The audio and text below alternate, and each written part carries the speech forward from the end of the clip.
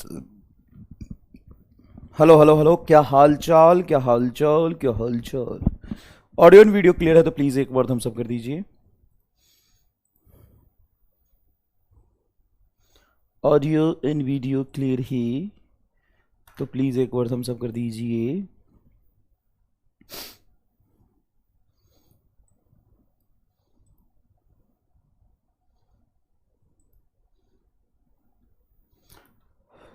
Audio and video clear है तो please एक बार थम्स अप कर दीजिए। Hello hello hello hello hello hello hello hello, आप सभी बच्चों को एमआर का बहुत बहुत नमस्कार। रुक रुक रुक रुक बाबा रुक, गड़बड़ हो गया। लो कर देता हूँ भाई स्लाइड मैप। भाई साहब ना हाय ना हेलो, सीधा स्लाइड मैप। अरे कम से कम राम राम तो कर ले, हाय हेलो तो कर ले। हाय हेलो कुछ नहीं, सीधा स्लाइड मैप। एकदम प्रोफेशनल हो तुम लोग। हम्म, इसको कहते हैं हाईली प्रोफेशनल।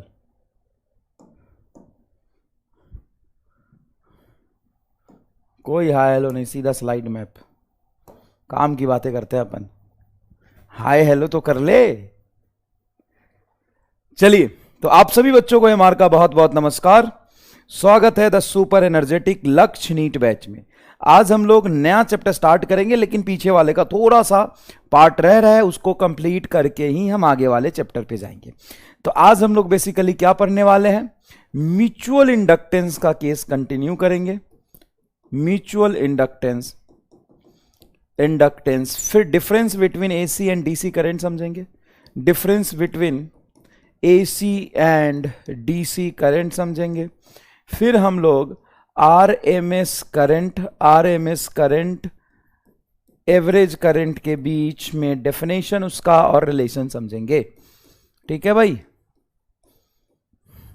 ये चीजें हमें आज के लेक्चर में कवर करनी है, तो तैयार हो। कल क्या आएगा, कल जो आएगा वो देख लेना, ना हमारा ना तुम्हारा। कल जो है वो भविष्य का है। भविष्य की बात अभी नहीं करेंगे हम लोग। क्या करेंगे, भविष्य की बात अभी नहीं करेंगे। रूट मीन स्क्वायर आरएमएस बात करेंगे ना, जो भी होगा। ठीक है,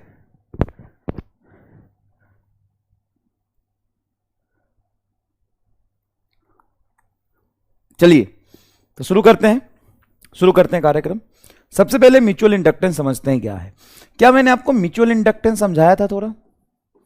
म्यूचुअल इंडक्टेंस समझाया था थोड़ा सर। एक तो होता है सेल्फ इंडक्टेंस। हाँ जी, सेल्फ इंडक्टेंस होता है जब खुद में ही फ्लक्स चेंज होने से खुद का ही इंड्यूस ईएमएफ डेवलप हो।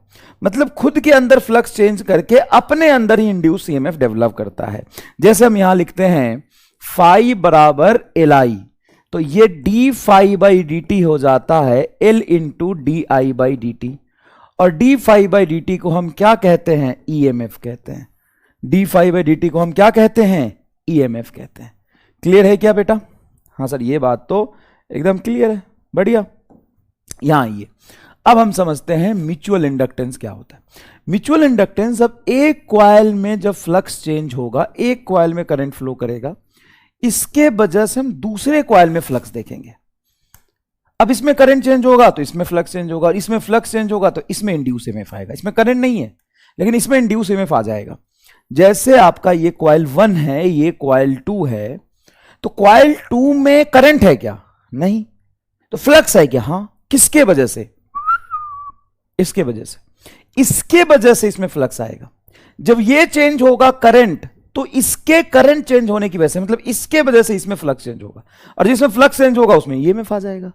सर ये तो बहुत आसान है। हाँ बहुत आसान है, किसने बोला मुश्किल है? तो भाई साहब, सेकंड कॉइल में फ्लक्स आएगा पहले की वजह से, तो ये म्यूचुअल इंडक्टेंस हो जाएगा M21 ड्यू टू I1। यह है दूसरे कॉइल में flux due to 1 mutual inductance into पहले कॉइल का करंट। जब यहां पे d5/2 dt करेंगे तो किसमें फ्लक्स चेंज हो रहा है? दूसरे कॉइल में, तो ये आएगा EMF in second coil is equal to mutual inductance into di1/dt। पहले कॉइल में जब करंट चेंज होगा उसके वजह से दूसरे कॉइल में इंड्यूस ईएमएफ आएगा, और इस पे मैंने सवाल भी आपको करा दिया था सर। तो ये पहले में दूसरे में पहले की वजह से है, दूसरे में पहले की वजह से, क्या पहले में भी दूसरे की वजह से होगा? हां, इन दोनों का पेयर का म्यूचुअल इंडक्टेंस डिफाइन होता है, इसलिए आप कह सकते हैं कि हमेशा M12 is equal to M21 होता है। इसको हम कहते हैं रेसिप्रोसिटी थ्योरम। अच्छा, ये डिपेंड किस पे करता है म्यूचुअल इंडक्टेंस? म्यूचुअल इंडक्टेंस किस पे डिपेंड करता है? सर म्यूचुअल इंडक्टेंस डिपेंड करता है दोनों के ही ज्योमेट्री पे, दोनों के ही रेडियस पे, दोनों के नंबर ऑफ टर्न्स पे। मतलब मैं ये कह सकता हूं कि म्यूचुअल इंडक्टेंस डिपेंड करता है इसके और इसके सेल्फ इंडक्टेंस पे। बात साफ है तो बताओ हां कि ना? बात साफ है? क्या बात साफ है? क्या साफ है? एकदम बात साफ है, एकदम बात साफ है। इसके और इसके पेयर का डिफाइंड होगा म्यूचुअल इंडक्टेंस। वो किस बात पे डिपेंड करता है? इन दोनों के सेल्फ इंडक्टेंस पे। कैसे? सर म्यूचुअल इंडक्टेंस डिपेंड करेगा इसके रेडियस पे, इसके नंबर ऑफ टर्न्स पे, और इसके रेडियस पे, इसके नंबर ऑफ टर्न्स पे इसका खुद का सेल्फ इंडक्टेंस डिपेंड करता है। हां, तो हम कह सकते हैं बात साफ है। दोनों के सेपरेशन पे भी डिपेंड करता है। हां, दोनों के सेपरेशन पे डिपेंड करता है। उसका एक अलग पैरामीटर आ जाएगा।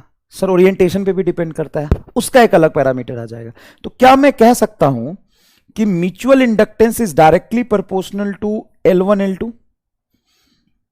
सर ऐसे दोनों का यूनिट सेम होता है तो यूनिट वाइज गलत हो जाएगा, तो रूट लगा देता हूं, नो प्रॉब्लम। क्योंकि भाई इसका सेल्फ इंडक्टेंस होता है यूनिट में हेनरी, इसके सेल्फ इंडक्टेंस का यूनिट होगा हेनरी, म्यूचुअल इंडक्टेंस का भी हेनरी, तो ये रिलेशन लिख सकते हैं क्या? हाँ। अब यहां पे प्रोपोर्शनल साइन हटाएंगे तो एक कांस्टेंट आएगा के रूट अंडर L1 L2, ये रिलेशन होता है। जिस पेयर का आप म्यूचुअल इंडक्टेंस लिख रहे हैं उस पेयर का म्यूचुअल इंडक्टेंस उनके इंडिविजुअल सेल्फ इंडक्टेंस पे डिपेंड करता है, इंडिविजुअल सेल्फ इंडक्टेंस पे डिपेंड करता है। आप लिख सकते हैं M बराबर के रूट L1 L2, M बराबर के रूट L1 L2। के क्या है सर? के है coupling constant, coupling constant depends on separation, जो तुमने दो बातें एक्स्ट्रा बोली थी, एंड ओरिएंटेशन। लो, जो बातें तूने एक्स्ट्रा बोली थी वो मेंशन कर दिया। ओके, तो हम निकालेंगे कैसे सर कितने डिस्टेंस पे कितना कपलिंग कांस्टेंट होगा? ये हम कैसे निकालेंगे? ये तुम्हें निकालना ही नहीं है, ये तुम्हें क्वेश्चन में दिया होगा। के रूट अंडर L1 L2, जिस दो पेयर का आप म्यूचुअल इंडक्टेंस लिख रहे हैं उस दो पेयर का ये सेल्फ इंडक्टेंस है, उन्हीं दो पेयर का, उन्हीं दोनों का ये सेल्फ इंडक्टेंस है। ये चीजें आपको क्या रहना चाहिए? याद रहना चाहिए। इसकी जो वैल्यू है, मैक्सिमम कपलिंग कांस्टेंट की वैल्यू होती है 1 या उससे छोटी, या 0 या उससे बड़ी। मतलब 0 कपलिंग कांस्टेंट है, तो 0 कपलिंग कांस्टेंट कब होगा? जब कपल ही नहीं कर पा रहा। अब एक कॉइल ऐसे रख दिया, इसका म्यूचुअल इंडक्टेंस L1, एक कॉइल ऐसे रख दिया, इसका म्यूचुअल इंडक्टेंस L2। अब सॉरी, इसका सेल्फ इंडक्टेंस L1, इसका self inductance L2, mutual inductance आ गया 0। क्यों 0 है? क्योंकि इस केस में कपलिंग कांस्टेंट 0 होगा, कपल ही नहीं कर रहा है इसका फ्लक्स एक दूसरे से। तो कितना फ्लक्स लिंक करेगा ये किस बात पे डिपेंड करता है? कितना फ्लक्स लिंक करेगा किस बात पे डिपेंड करता है? सर सेल्फ इंडक्टेंस पे तो डिपेंड करता ही है, साथ साथ इसका मैग्नेटिक फील्ड लाइंस उससे कपल कर रहा है कि नहीं कर रहा उस पर डिपेंड करता है। व्हाट इज के? आता है अंग्रेजी हिंदी, लिखा है ना कहीं? कपलिंग कांस्टेंट है ये, प्रोपोर्शनल कांस्टेंट है के, इसको कपलिंग कांस्टेंट के नाम से आप जान सकते हैं। किसका कपलिंग कांस्टेंट है? म्यूचुअल इंडक्टेंस का। M बराबर हो जाएगा root under L1 N2 into के की वैल्यू हमें गिवन होगा, given in question, given in question. जो भी के की वैल्यू लेना होगा वो सवाल में दे देगा। इस पेयर में के की वैल्यू क्या होगी? देख के पता चल रहा है 0 होगी। इसका सेल्फ इंडक्टेंस है, इसका भी है, तो वैल्यू रखोगे सेल्फ इंडक्टेंस का। फिर भी म्यूचुअल इंडक्टेंस 0 क्यों है? क्योंकि ओरिएंटेशन बेकार है। लिख लेना, why mutual inductance become 0? Because के इज 0, बिकॉज के इज 0, सिंपल। इस पर सवाल कैसे आएंगे भाई साहब? बहुत स्टैंडर्ड सवाल है ये, करके देख लीजिए। एक मिनट, ये नहीं, नाना रे नाना रे नाना, ये करके देख लीजिए, स्टैंडर्ड सवाल है। देखिए, 2 coil of self inductance 2 millihenry and 8 millihenry are placed so close together that the effective flux in one coil is completely link with the other. क्या मतलब है? ये इतना कहानी लिखने का क्या मतलब है? कंप्लीटली लिंक मतलब complete constant one. The mutual inductance between these two coil is, mutual inductance between these two coil is. करिए करिए, कौन सा थ्योरम लगेगा, बड़ा कॉम्प्लेक्स कैलकुलेशन होगा, कैसे करेंगे? करो करो करो करो।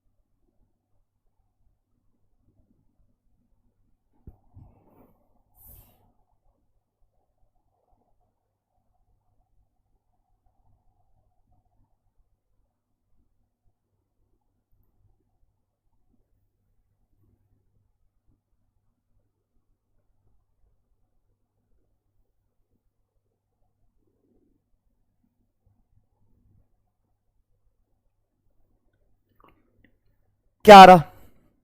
म्यूचुअल इंडक्टेंस बराबर होता है के रूट L1 L2।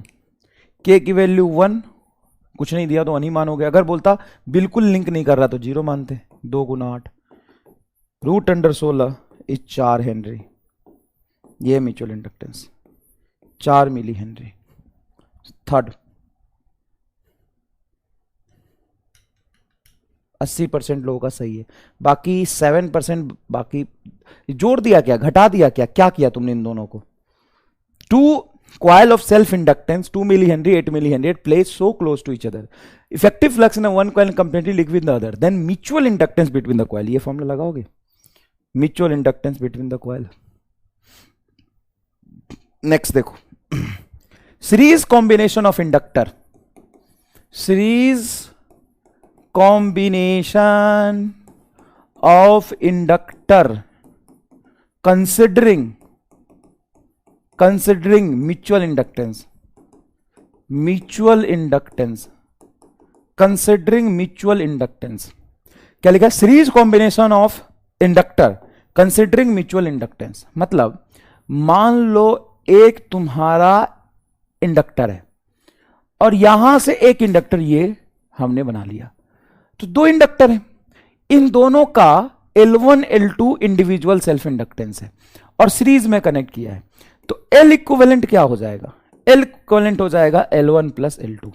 जब आप इनके म्यूचुअल इंडक्टेंस को निग्लेक्ट करेंगे, म्यूचुअल इंडक्टेंस इज नेग्लेक्टेड, यही हमने पिछले क्लास में पढ़ा था, इज नेग्लेक्टेड। नेग्लेक्टेड मतलब इनका म्यूचुअल इंडक्टेंस आप कंसीडर नहीं कर रहे, इसका म्यूचुअल इंडक्टेंस आप कंसीडर नहीं कर रहे, तो क्या इसमें म्यूचुअल इंडक्टेंस भी होगा कि हाँ अरे भाई ये कॉइल और ये कॉइल है, तो इसका जो मैग्नेटिक फील्ड लाइन जाएगा इससे लिंक नहीं होगा क्या? ओ भाई सर ऐसे तो सर इसका भी फील्ड लाइन इससे ऐसे लिंक होगा। हाँ होगा। तो ये क्या बन जाएगा? थोड़ा दूर दूर बना लो, नहीं बनाया जानबूझ के पास पास बना लेगा। सर दूर बनाएगा तो क्या होगा? अगर मान लो एक इंडक्टर में यहां बनाऊं और एक इंडक्टर यहां बना लूं, दूर दूर बना लूं, और मैं बोलूं कि इसके म्यूचुअल इंडक्टेंस को हम कंसीडर नहीं करेंगे, तब तो ये ठीक है। लेकिन अगर तुम्हें बोले नहीं, we will consider mutual inductance, we will consider mutual inductance, तो इसका जो सीरीज कॉम्बिनेशन में L इक्विवेलेंट आएगा वो आएगा L1 plus L2 plus minus 2M Y2। To क्यों? 2 इसीलिए कि भाई इसका म्यूचुअल इंडक्टेंस सेम है, तो जब इसमें इंड्यूस एमएफ करोगे तो म्यूचुअल इंडक्टेंस सेम लोगे, इसमें करोगे तो भी एम लोगे, इसके वजह से इसमें म्यूचुअल इंडक्टेंस होगा, इसके वजह से इसमें होगा, दोनों होगा ना। सर नहीं समझ में आया, एक मिनट। जब हम बात कर रहे होंगे म्यूचुअल इंडक्टेंस की, जब हम इस पेयर में बात कर रहे हैं, जैसे हम बात कर रहे हैं कि ये कॉइल है और एक छोटा कॉइल है, तो इसके वजह से इसमें जो इंड्यूस ईएमएफ होगा, सिर्फ इसके वजह से, इसमें करंट फ्लो कर रहा है, इसमें जो इंड्यूस ईएमएफ होगा उसका म्यूचुअल इंडक्टेंस कांस्टेंट होगा m di/dt into EMF 2i1, ऐसे होगा। जब मैं पहले का करंट i1 लूं और इसमें म्यूचुअल इंडक्टेंस देखूं तो m आएगा। अब मैं इसमें करंट मान लो i2 फ्लो कर रहा है, उसके वजह से इसमें देखूं तो, इसके वजह से इसमें इंड्यूस ईएमएफ देख रहा हूं तो एक बार म्यूचुअल इंडक्टेंस, इसके वजह से इसमें भी देखूं तो एक बार और म्यूचुअल इंडक्टेंस। दो बार हो रहा है कि नहीं हो रहा है बताओ? दो बार हो, अरे यार आजा रे, दो बार हो रहा है कि नहीं हो रहा बताइए प्लीज।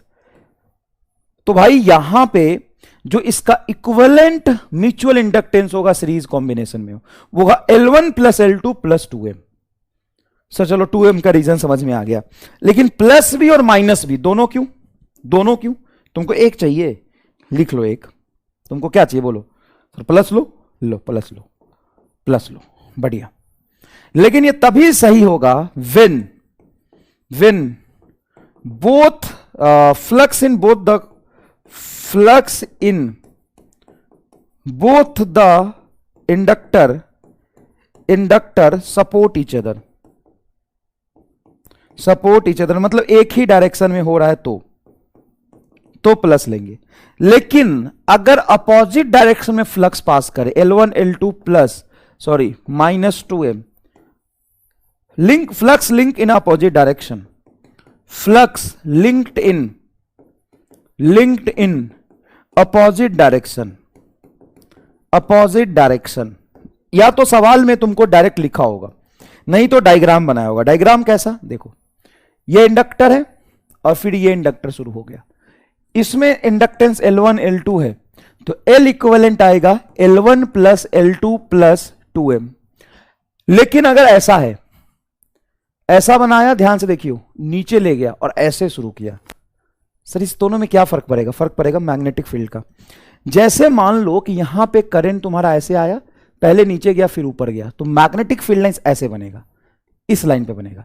इसमें क्या हो रहा? इसमें भी सर देखो करंट ऐसे आया, नीचे गया फिर ऊपर गया, तो मैग्नेटिक फील्ड लाइन कैसा बनेगा? ऐसा। अब इसमें क्या हो रहा है कि करंट ऐसे आया तो इसमें नीचे जाएगा फिर ऊपर जाएगा, मैग्नेटिक फील्ड लाइन ये बनेगा। यहां पे करंट नीचे आया और अब ऊपर जाके ऐसे बनेगा, तो क्या उल्टा हो जाएगा? क्या समझ रहे हो? उल्टा कर दिया। देखो ना, थोड़ा सा और क्लियर डायग्राम बनाने की कोशिश कर रहा हूं। ऐसे गया, देखो ऐसे, ऐसे, और नीचे लाया और फिर अंदर से ऐसे शुरू कर रहा है, ऐसे शुरू कर रहा है, ऐसे शुरू कर रहा है। यहां पे जो करंट होगा नीचे जाएगा फिर इसमें ऊपर आएगा, यहां पे ऊपर जाएगा फिर इधर से नीचे आएगा, मतलब ऐसे हो गया करंट। देखो नीचे गया, नीचे की तरफ से नीचे गया, ऐसे। तो इसमें मैग्नेटिक फील्ड लाइंस बताओ किधर होगा? इसका मैग्नेटिक फील्ड लाइंस इस तरफ होगा और इसका मैग्नेटिक फील्ड लाइंस ऐसे इस तरफ होगा। तो देखो मैग्नेटिक फील्ड लाइंस जो बनेगा वो सपोर्ट में बन रहा कि अपोजिशन में बन रहा? अपोजिशन में बन रहा, तो इक्विवेलेंट होगा L1 plus L2 minus 2M।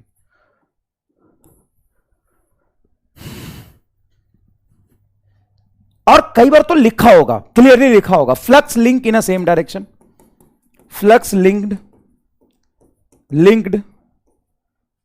In same direction, या सपोर्ट ईच अदर। यहां पे होगा flux link in opposite direction, linked in opposite direction, flux linked in opposite direction, here flux linked in opposite direction, here flux linked in same direction। Clear है क्या? Clear है क्या? अच्छा, इसको अगर और डिटेल में लिखोगे तो क्या लिखोगे?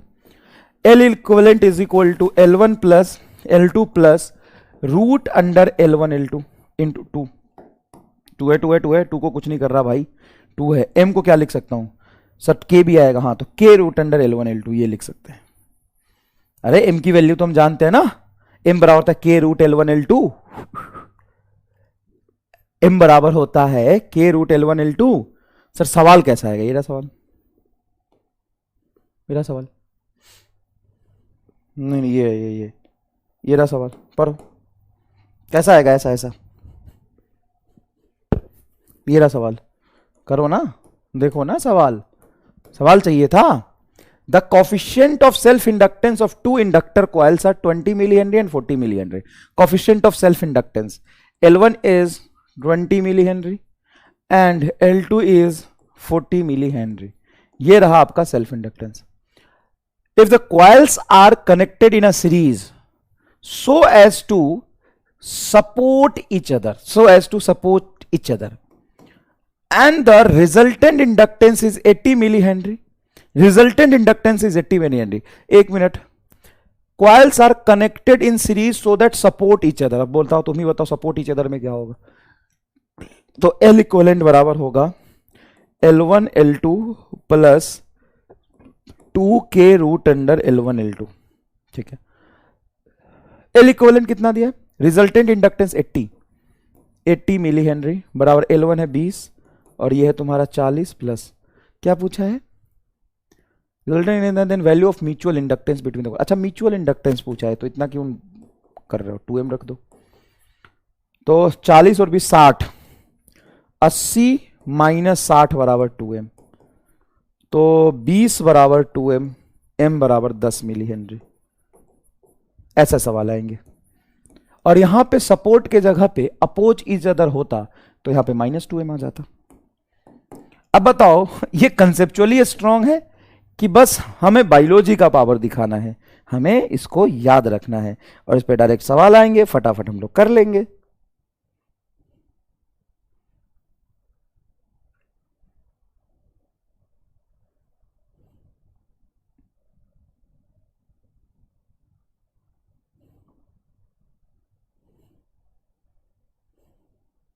बताओ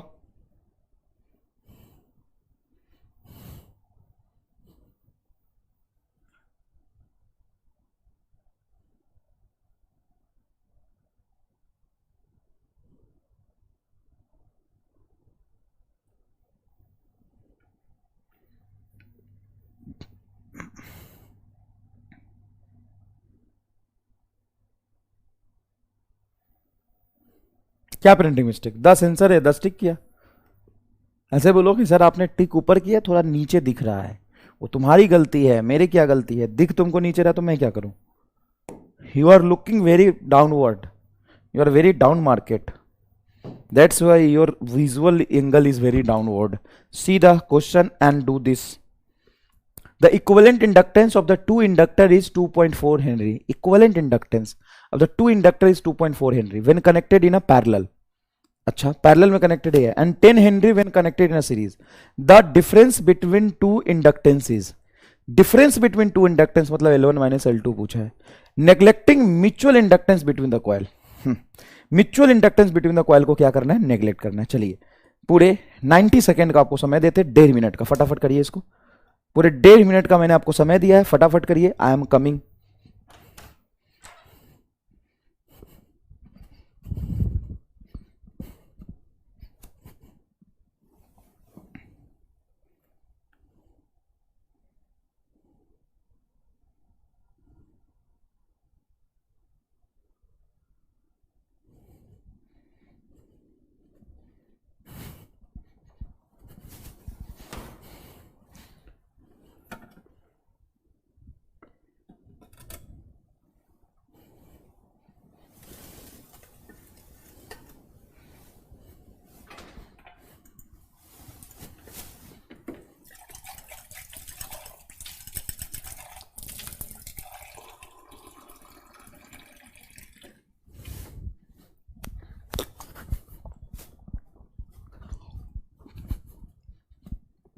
थोड़ा जल भी लेते हैं।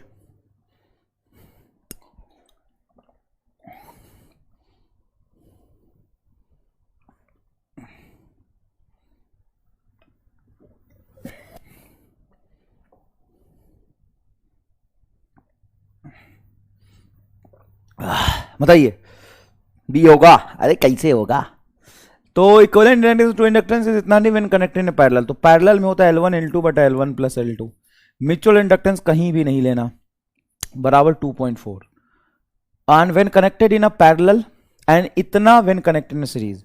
L1 L2 तुम्हारा 10 हेनरी है, 2.4 हेनरी है, तो L1 माइनस L2 निकालना। तो सबसे पहले तो ये देख कि L1 प्लस L2 10 है, तो 10 की वैल्यू यहां रख सकते हैं।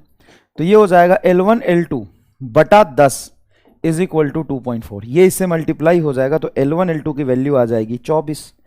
तो L1 इंटू L2 आ गया 24 और L1 प्लस L2 है तुम्हारा 10। दोनों को प्रोडक्ट करूंगा तो 24 और ऐड करूंगा 10, क्या हो सकता है 8 2 16, 8 2 10 ना, 6 चौका 24, 6 4 10। अरे यार, तो L1 and L2 remains becomes 6 and 4। ये कैसे आया, ये दिन भर सोचेगा तू बायोलॉजी गधा इंसान। Very much bio you know भाई, मैंने लिख दिया L1 L2 4 और 6 होगा। सर कैसे लिख दिया, हम कैसे सोचेंगे? दो ऐसा नंबर जिसको ऐड करके 10 है, प्रोडक्ट करके 24 है, बता क्या हो सकता है? दो ऐसा नंबर सर 5 और 5 हो सकता है, देखो 5 5 10 तो 50 25 हो जाएगा ना सर। 5 और 4, 5 और 4 जोड़ के तो 9 होगा सर। 8 और 2 तो 8 और 2, 8 गुना 2 16 और ये 10। यार बायो हो क्या यार, बायो हो हिट एंड ट्रायल डैश तेरा hit and trial, hit and trial इसमें भी हिट एंड ट्रायल ये दिख रहा है। 6 4 10, 6 चौका 24, हिट एंड ट्रायल। अब 6 और 4 आंसर होगा नहीं, L1 माइनस L2 पूछा है तो यहां पे L1 माइनस L2 हो जाएगा तुम्हारा 6 माइनस 4 2। सर माइनस 2 आएगा, किसने बोला किसमें से क्या घटाना है? ऑप्शन तो एक ही है ना, मैग्नीट्यूड टिक कर दे। क्या यार बायो यो, क्या यार bio yo. Sir mitochondria is the power house of cell. Yes I also remember this, I will give NEET this year. है 19% लोगों का सही है। क्या 3 हेनरी कहां से आ रहा था तेरा? क्या 3 हेनरी रे? 6 में से 4 जाएगा तो 2 आएगा। कौन है ये? सबसे पहले तुक्का मारा इसने, द लफंगा। भाई जो लफंगई तू कर रहा है ना, जो लफंगई तू कर रहा है वो करके आज से 10 साल पहले 12 साल पहले छोड़ दिया, समझ गया? क्या करूं मैं इसका?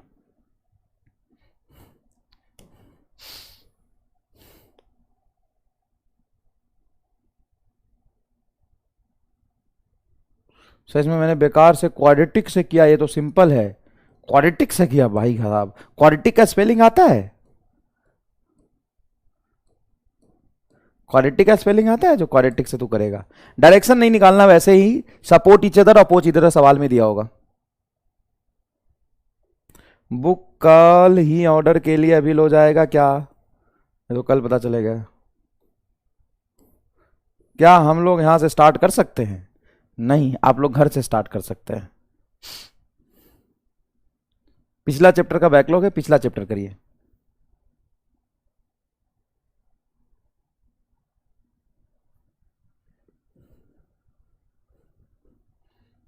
भाई समझ में आया? क्वाड्रेटिक लगाएंगे, क्वाड्रेटिक का स्पेलिंग तक नहीं आता, क्वाड्रेटिक लगाएंगे। चलो नेक्स्ट देखो, क्वाड्रेटिक का स्पेलिंग पढ़ना मेरी किताब में। सर पूरा भरोसा है, आपका कोई किताब आएगा उसमें आधा इंग्लिश गलत होगा। वैसे बात तो ठीक कह रहा है।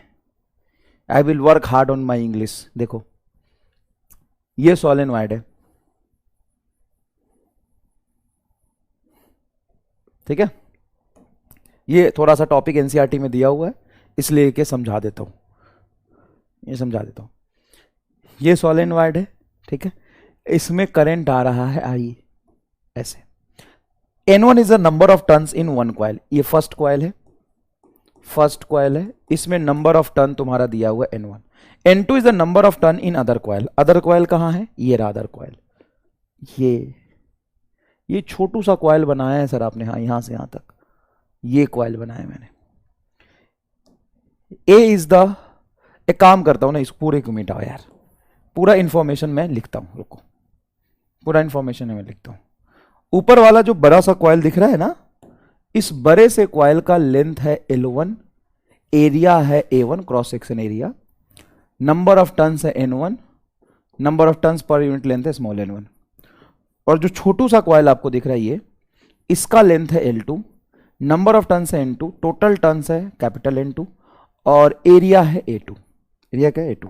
अब मुझे पहले कॉइल की वजह से दूसरे कॉइल में म्यूचुअल इंडक्टेंस निकालना है। तो पहले कॉइल की वजह से दूसरे कॉइल में जब म्यूचुअल इंडक्टेंस देखेंगे तो सबसे पहले छोटे वाले कॉइल में फ्लक्स निकालना पड़ेगा। Flux passing passing through smaller coil, smaller second solenoid बोल देता हूं, स्मॉलर या सेकेंड सोलेनोइड, सेकेंड सोलेनोइड, ये रहा सेकेंड सोलेनोइड, ये रहा तुम्हारा फर्स्ट। सेकेंड सॉइल से कितना फ्लक्स पास कर रहा है ये बताओ, सेकेंड सोलेनोइड से कितना फ्लक्स पास कर रहा है ये बताओ।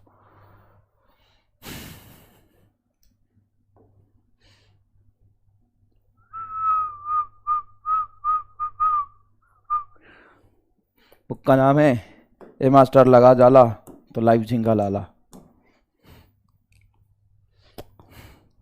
बिना करा सनम सुनो। भाई इतना नॉटी बच्चे हो तुम लोग, ऐसे बात करते हैं मास्टर से। मास्टर से बात करने का तमीज नहीं है, मास्टर को सनम कहते हैं। करा सनम सुनो ना। नहीं, न्यू चैप्टर स्टार्ट नहीं हुआ अभी तक टाइम पास कर रहा था तू। रामलाल करूंगा नहीं न्यू चैप्टर स्टार्ट, जाके पर पुराना समय मत खराब कर।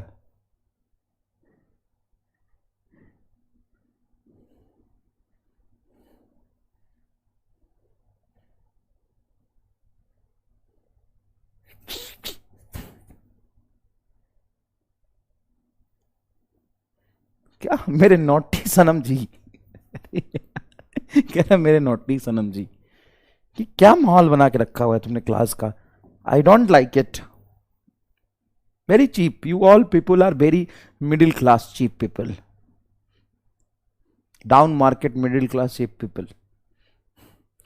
मेरे नोटी सनम जी।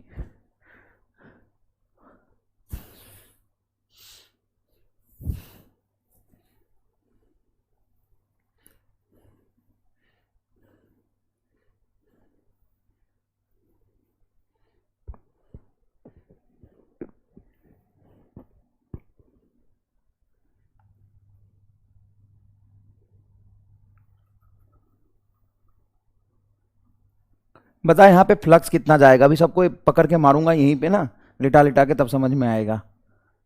फ्लक्स का एक भी जवाब नहीं दे रहा। मैं पूछ रहा हूं फ्लक्स सर किस से, वे पकलोल। Flux passing through second solid due to first, ले ड्यू टू फर्स्ट। ऐसी राइटिंग में मैं लिखूंगा किताब तो फिर तो कोई नहीं खरीदेगा, कौड़ी के भाव नहीं बिकेगा सर। एक भी बुक ऑर्डर नहीं करेंगे हम ऐसी राइटिंग में लिखोगे तो। हाँ, नोट तो हम बना नहीं पाते, किताब से डैश पढ़ेंगे ऐसी किताब में, ऐसी जा शिट, ऐसे लैंग्वेज में किताब लिखोगे डैश कोई नहीं खरीदेगा।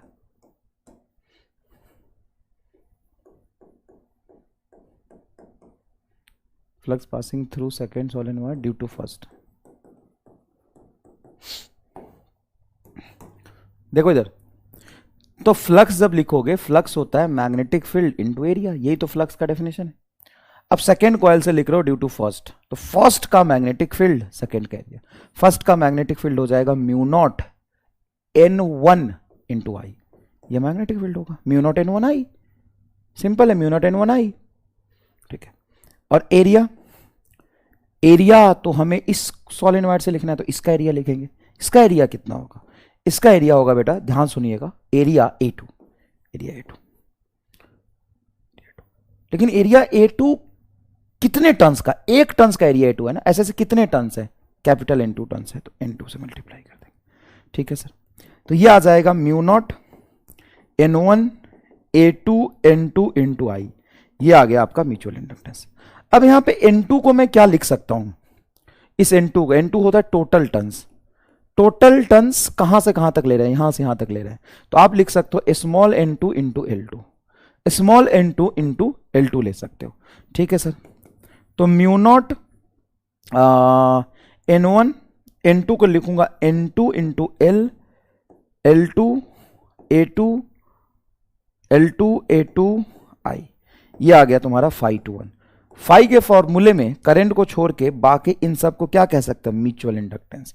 तो बताइए म्यूचुअल इंडक्टेंस क्या आ रहा, म्यूचुअल इंडक्टेंस आ रहा mu naught N1 N2 L2 into ये 2, ये आ रहा म्यूचुअल इंडक्टेंस। ये किसके वजह से आया है, पहले में करंट फ्लो कर रहा है तो दूसरे में कितना म्यूचुअल इंडक्टेंस होगा। अगर मैं दूसरे में करंट फ्लो करा के पहले में निकालूं तो क्या यही म्यूचुअल इंडक्टेंस आएगा? पहले की वजह से दूसरे में और दूसरे की वजह से पहले में क्या सेम म्यूचुअल इंडक्टेंस आएगा? Mu naught N1 N2 L2 A2 क्या सेम आएगा? क्या सेम आएगा? क्या सेम आएगा? सर यार इसमें करंट फ्लो कराओगे और फिर बड़े वाले में फ्लक्स लिखोगे तो बड़े वाले का एरिया लोगे, तो यहां तो एरिया तो छोटे वाले का है, क्या सेम आ पाएगा? सर थ्योरम से तो लग रहा है कि सेम आना चाहिए, लेकिन थ्योरेटिकली तो सेम है, लेकिन अगर देखे और सोचे तो सेम तो नहीं लग रहा। सोचो अगर इसमें करंट फ्लो करेगा, इसमें करंट फ्लो करेगा तो इतने दूर में आपका मैग्नेटिक फील्ड लेंस आएगा, तो बड़े वाले से फ्लक्स लिखोगे तो बड़े वाले का एरिया नहीं लोगे, इफेक्टिव एरिया तो यही होगा क्योंकि मैग्नेटिक फील्ड इसी रीजन में है। बड़े वाले से फ्लक्स लोगे तो इफेक्टिव एरिया यही लोगे, और इफेक्टिव एरिया A2 है तो उसमें भी A2 ही आएगा, मतलब सेम आएगा, मतलब सेम आएगा। सर हम तो कंफ्यूज हो जाएंगे ना। तुम्हें यह काम करना ही नहीं, तुम्हें हमेशा वो काम करना है जिसमें इजी हो। म्यूचुअल इंडक्टेंस पेयर का सेम आना है, चाहे तुम कुछ भी कर लो। कल को अगर तुम्हारे सामने ये सवाल हो, भगवान ना करे कि सवाल कल को खुदा ना खास्ता तुम्हारे सामने आ जाए, भगवान ना करे ऐसा, लेकिन अगर आ जाता है तुम्हारे सामने ये सवाल कि भाई साहब एक सर्कुलर लूप है जिसमें करंट आई फ्लो कर रहा है, उसका रेडियस है स्मॉल r, और एक सर्कुलर लूप है जिसका रेडिया है capital R। Find mutual inductance, find mutual inductance, inductance if small r is very very very less than capital R। तो कैसे निकालोगे?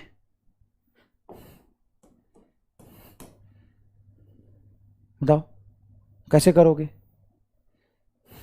बताओ। ये क्या आपने कराया था भाई? मैंने बाहर वाले में करंट दिया था, तो बाहर वाले की वजह से सेंटर पे मैग्नेटिक फील्ड लिखना आसान है, बहुत छोटा सा है, लेकिन अब यही बहुत छोटा सा है तो बड़े वाले में कैसे लिखोगे?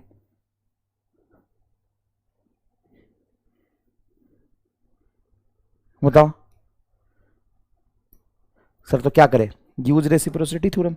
Don't do this which are unable you to do, don't do the things which are unable you to do, do the things that you can do easily।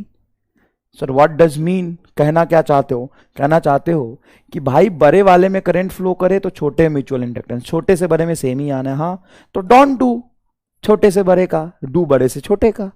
मतलब अगर मैं छोटे वाले में फ्लक्स लिखूं, छोटे वाले में फ्लक्स लिखूं बड़े वाले की वजह से, तो इसमें करंट मानूंगा तो मैग्नेटिक फील्ड जस्ट सेंटर पे होगा, म्यू नॉट I/2R, और इसका एरिया होगा पाई R स्क्वायर। हाँ तो फाई बराबर आ गया mu not pi small r square by 2R into I. इसको आप म्यूचुअल इंडक्टेंस बोल सकते हो। तो ये तो सर बड़े वाले में करंट मान के छोटे वाले का म्यूचुअल इंडक्टेंस है, छोटे वाले से बड़े वाले का भी यही आएगा। सर तो मुश्किल हो जाएगा, मुश्किल हो जाएगा, विजुअलाइज नहीं होगा, दिक्कत होगा, तुम कर नहीं पाओगे, लेकिन थ्योरम हमेशा ये सही है। Reciprocity theorem is always valid.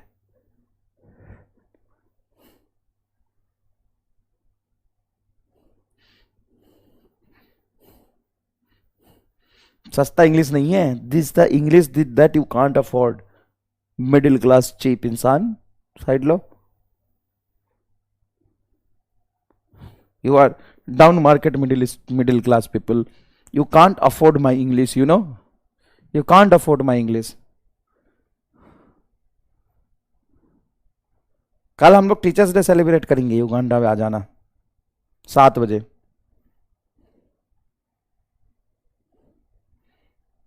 Himachali class में मोमोज खाने में मजा आता है, बस यह बात तुमको नसीब ना हो तो मोमोज खाएगा। और ऐसा क्या है रे, मेरा शक्ल मोमोज जैसा है क्या है? और वैसे भी मेरा दिमाग खाने से भूख बचेगा तब तो मोमोज खाएगा, बता। दिमाग खा खा के तो खत्म हो गया। मैं कल बैठा बैठा खो गया यादों में, जब मेरे पास भी दिमाग हुआ करता था। जब से मैंने बायोलॉजी को पढ़ाना शुरू किया वो दिमाग चढ़ के खास खा गया, खत्म हो गया।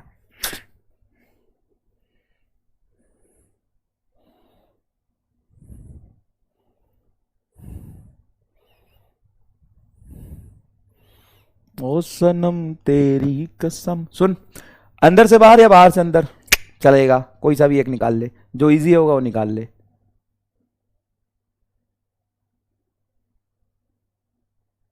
ठीक है, तो करा दिया, क्या पता कल को ये सवाल तेरे सामने आ जाए तो तू कम से कम परेशान तो नहीं होगा। वैसे आएगा नहीं, they all know you are घनघोर बायो यो, तो they will not take risk. ले ये क्या हो गया, आगे पेज जा ही नहीं रहा, पीछे भी नहीं जा रहा, ये सब काम कर रहा, तो इसी पेज पे सारा पढ़ा हूं क्या मैं अब, आगे चलो ना। अच्छा ऐड करूंगा तो ऐड हो जाएगा, ये नहीं खुल रहा, इसमें 0 पेज दिखा रहा है, क्या मैंने पेज डिलीट कर दिए पीछे के सारे? Oh shit, no no no no no, अब आया, आ गया भाई साहब, धड़कन रुक गया था मेरा। चल ये समझ में आया क्या भाई, ये इंपॉर्टेंट है भाई।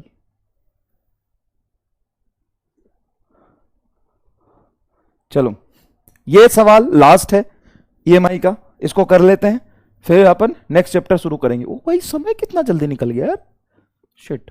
2 coil having self inductance 4 milli henry and 1 milli henry, 2 coil है जिसकी सेल्फ इंडक्टेंस दिया हुआ है 4 milli henry 1 milli henry respectively.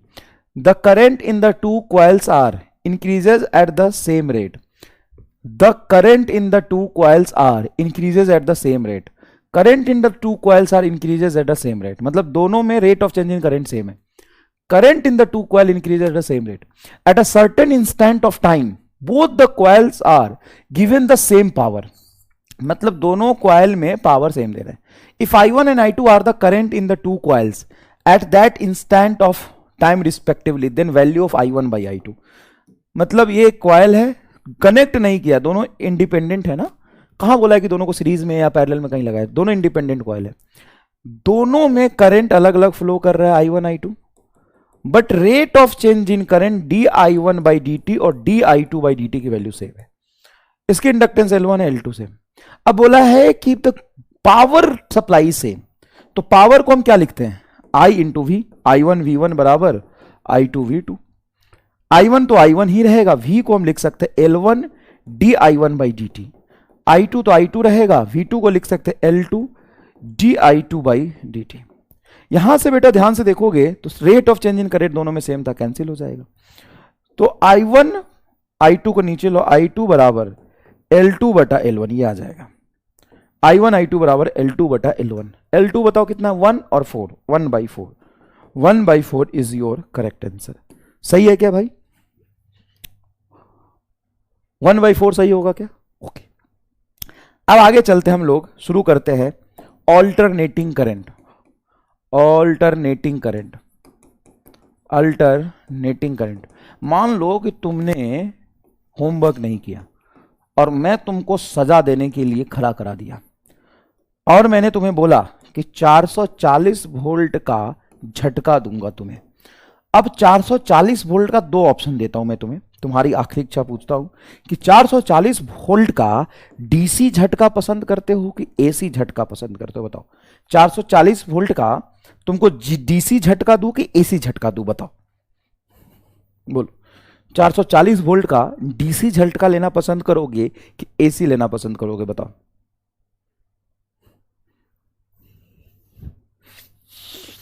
बताइए कितने लोग एसी लेना चाहते हैं और कितने लोग डीसी झटका लेना चाहते हैं, झटका का अपना अपना चॉइस है।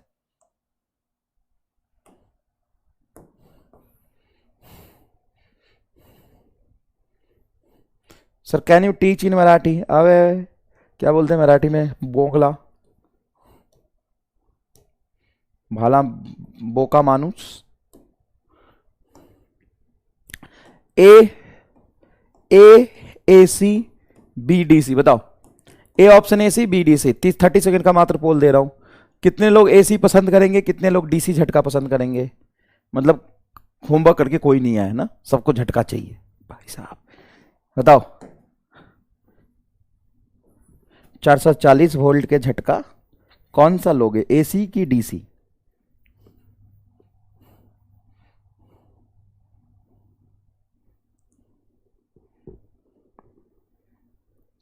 ओए कुतरिया, आंसर बता रहे,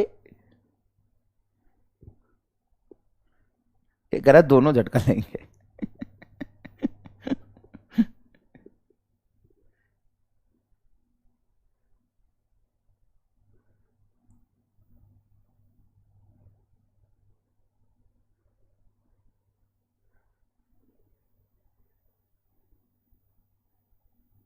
बताओ कौन सा लोगे? मैं तो कोई झटका नहीं लूंगा, मेरा ऑप्शन डी है।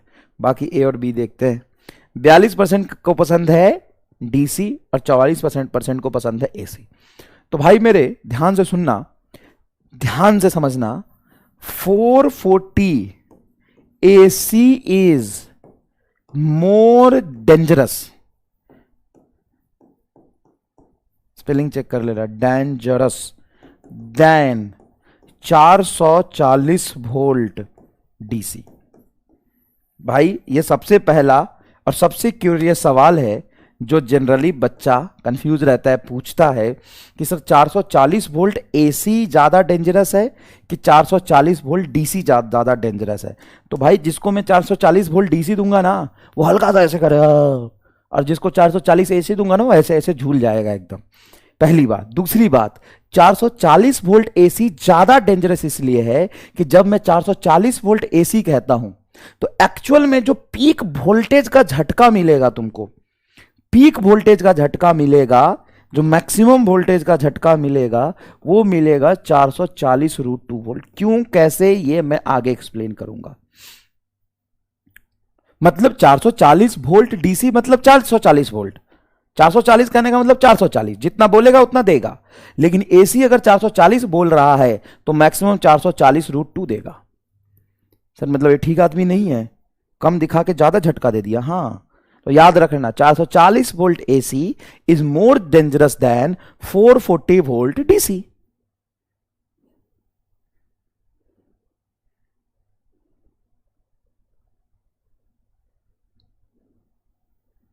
समझ में आया क्या?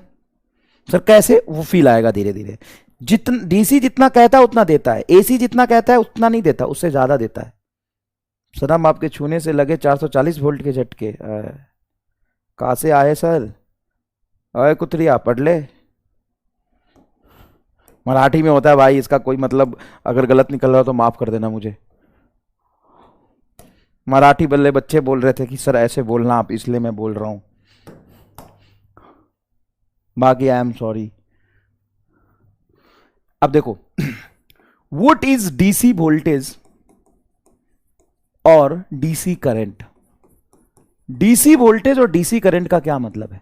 क्या मैं बोलूं कोई भी कांस्टेंट करंट जो फ्लो करता है उसको आप डीसी करंट बोल सकते हैं, हां कि ना? जो भी कांस्टेंट करंट फ्लो करता है उसको आप डीसी करंट बोल सकते हैं, हां कि ना? बोलो भाई। मराठी बच्चा ही एक कह रहा था कि सर आप क्लास में ये बोलना, इसलिए मैंने मराठी वाले को बोला है। भाई मेरी गलती नहीं है।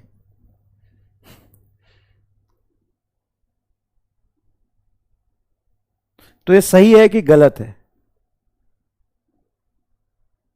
बताओ ये सही है कि गलत है? बोलो फटाफट, क्या कर रहा है?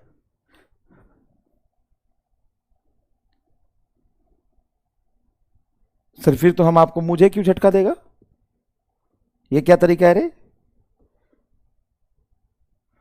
भारी सिकवत्ती सर तुम्ही। सनम आपके घर तो दे। मुझे ऐसा क्यों लग रहा है कि तुम लोग पढ़ने की मूड में बिल्कुल नहीं हो।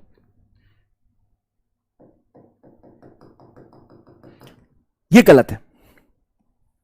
Constant current is DC current is wrong. Constant current को डीसी करंट कहते हैं ऐसा बोलना गलत है। कांस्टेंट करंट में भी एसी करंट। सबसे बड़ा मिसकम्युनिकेशन, कंफ्यूजन, जो मिसकंसेप्शन बच्चों को होता है, सॉरी मिस कंसेप्शन जो बच्चों का होता है वो यही होता है। बच्चा समझता है कांस्टेंट करंट मतलब DC current, that is wrong. Then what is DC current?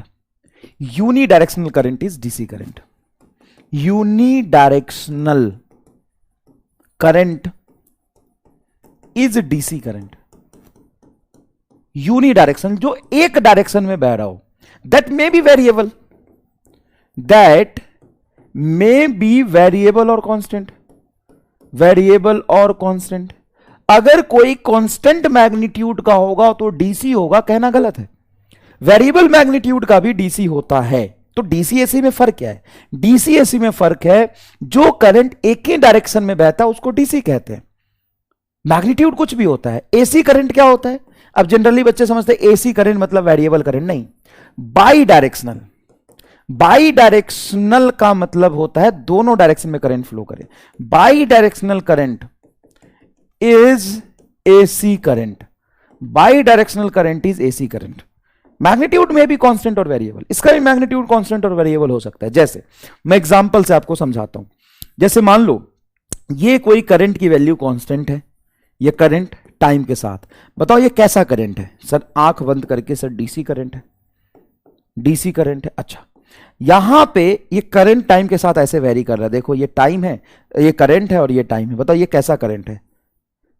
Sir यहां पे जीरो करंट है, जैसे जैसे टाइम बढ़ रहा है करंट बढ़ रहा है, तो डीसी करंट है। अब भाई करंट की मैग्नीट्यूड तो वेरिएबल है, करंट की मैग्नीट्यूड तो वेरिएबल है। मान लो ये करंट है, ये टाइम है। बताओ तो ये कैसा करंट होगा? सिनोसाइडली वेरी कर रहा है। ये देखो सिनोसाइडली वेरी कर रहा है। मान लो ये करंट है 5 एम्पियर, फिर करंट हो गया तुम्हारा 10 एम्पियर, फिर करंट हो गया तुम्हारा, एक काम करता हूं, ये 5 है, ऊपर वाले को कम रखता हूं, 10 नहीं करता हूं, मैं कहता हूं 7 एम्पियर है, फिर ये 3 एम्पियर है। तो करंट की जो वैल्यू है मिनिमम 3 एम्पियर से मैक्सिमम 7 एम्पियर के बीच में वैल्यू कर रही सिनुसाइडली। अब करंट कैसा है? सिनुसाइडली देखो 5 एम्पियर, फिर 7, फिर 3, फिर 7, फिर 3, फिर 7। सर पहले 5 था, हाँ 5 से सिनुसाइडली वेरी कर रहा है, 7 गया, मैक्सिमम इसका होगा 2 का पीक होगा। देखो 7, 5 से 7 गया, 7 से फिर 5 आया, फिर 3 गया। अब बताओ ये कैसा करंट है? सिनुसाइडल वेरी कर रहा है, वैरिंग सिनुसाइडली, वैरिंग सिनुसाइडली। बताओ A option AC current and B option DC current. बताओ बताओ एसी की डीसी, सोचो। सिनुसाइडल वेरी कर रहा है तो दिख रहा है ना, साइन का ग्राफ है। Current is varying sinusoidally, current is varying sinusoidally.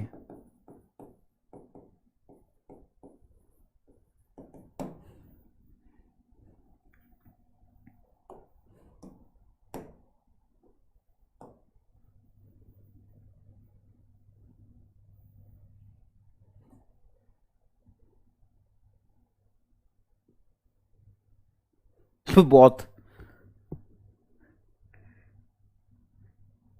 बताता हूं। अच्छा एक बात बताओ, यहां पे डायरेक्शन से क्या मतलब है? डायरेक्शन से मतलब है आगे जाना पीछे जाना। अब आगे जाना पीछे जाना कैसे पता चलेगा? प्लस माइनस है। जनरली हम कहते हैं +5 मीटर डिस्प्लेसमेंट है, मतलब आगे है, -5 मीटर पीछे है। तो प्लस माइनस से हम यहां पे डायरेक्शन डिफाइन करते हैं। आधा आधा लोग कह रहे हैं ये करंट है आपका डीसी। डीसी करंट क्यों? डीसी करंट इसलिए बेटा क्योंकि ये तो एक ही डायरेक्शन में बह रहा है, करंट तो आगे जा रहा है, पीछे आया ही नहीं करंट। और जब तक दोनों डायरेक्शन में करंट फ्लो ना करे तब तक आप एसी नहीं कह सकते उसको। तो गजब धोखा है। हां, अगर ऑप्शन में डीसी नहीं है और ऑप्शन में तुम्हारा ये दिया है एसी प्लस डीसी, तो तुम ये चूज कर सकते हो। अगर ऑप्शन डी दिया है बोथ ए एंड सी तो चलेगा, लेकिन सिर्फ एक मिनट एसी प्लस डीसी, और ऑप्शन डी दिया है बोथ बी एंड सी, तो तब तुम ऑप्शन डी टिक कर सकते हो। एक पॉसिबिलिटी यह है कि एसी प्लस डीसी का मिक्सचर हो, यह कह सकते हो। इसको तुम एसी प्लस डीसी का मिक्सचर कह सकते हो एक सेकेंड के लिए। और अगर एसी प्लस डीसी का मिक्सचर ऑप्शन में नहीं है तो आप डीसी ही टिक करोगे। एसी तो नहीं है, ये एसी तो नहीं है। एसी तभी होगा जब बाई डायरेक्शनल होगा। एसी तभी होगा जब बाई डायरेक्शनल होगा। बाई डायरेक्शन मतलब दोनों तरफ बहे। अभी करंट 5 एम्पियर है, +5 है, फिर +7 है, फिर +3 है, ऊपर वाले कोऑर्डिनेट में हो गया ना। एसी कब होता है? देख, एसी ये हुआ, एसी ये हुआ, ये एसी है, ये एसी है। यहां करंट 0 है, फिर मान ले कुछ +2 एम्पियर है, फिर देख -2 एम्पियर, सिनुसाइडली करंट वेरी कर रहा है। इसको तू कह सकता है एसी। ये है एसी का perfect example. That is AC, that is AC. Sir लेकिन एसी प्लस डीसी का मिक्सचर क्यों? एसी प्लस डीसी का मिक्सचर ऐसे तुम समझ जाओगे, कोई बड़ी बात नहीं है। मान लो कोई करंट का इक्वेशन है एसी में 2 sin ω t, तो इसकी मैक्सिमम वैल्यू कितनी होगी? 2। मिनिमम कितनी होगी -2। अब इसमें 5 कांस्टेंट करंट ऐड कर दूं तो सर 5 ऐड करोगे तो जब मैक्सिमा होगा तो करंट दिखाई देगा आपको 2 + 5 7, और जब मिनिमा होगा एकदम माइनस में करंट जाएगा -2, तो -2 + 5 3 आएगा। इसका इक्वेशन ये हो सकता है। सोचो, थोड़ा लेवल अप करा रहा हूं भाई, समझने की कोशिश करो। इसका इक्वेशन यही तो है। तो तुम बोल सकते हो इसको कि AC प्लस DC के मिक्सचर से बना है, या परफेक्ट DC बोल सकते हो क्योंकि यूनिडायरेक्शनल है। अच्छा सर, क्या constant value of current AC हो सकता है? हां, करंट की वैल्यू कांस्टेंट है, क्या AC हो सकता है? हां। जैसे देखो ये 5 एम्पियर करंट फ्लो कर रहा है, कुछ देर तक 5 एम्पियर किया, फिर करंट -5 एम्पियर किया, देखो, फिर करंट +5 एम्पियर किया, फिर करंट -5 एम्पियर किया, फिर करंट 5 एम्पियर किया। तो यहां पे कंटिन्यूअसली करंट की वैल्यू देखो, +5 एम्पियर कांस्टेंट, फिर -5 एम्पियर कांस्टेंट, फिर +5 एम्पियर कांस्टेंट, फिर -5 एम्पियर कांस्टेंट, फिर +5 एम्पियर कांस्टेंट। तो जो करंट की वैल्यू है वो कांस्टेंट है। और क्या ये बाई डायरेक्शनल है? यस, देखो बाई डायरेक्शनल है। इसको कहते हैं square AC, square wave AC, square wave AC। देखो AC है, ये क्या है? ये AC है। ये देख भाई, ये क्या है समझना जरा।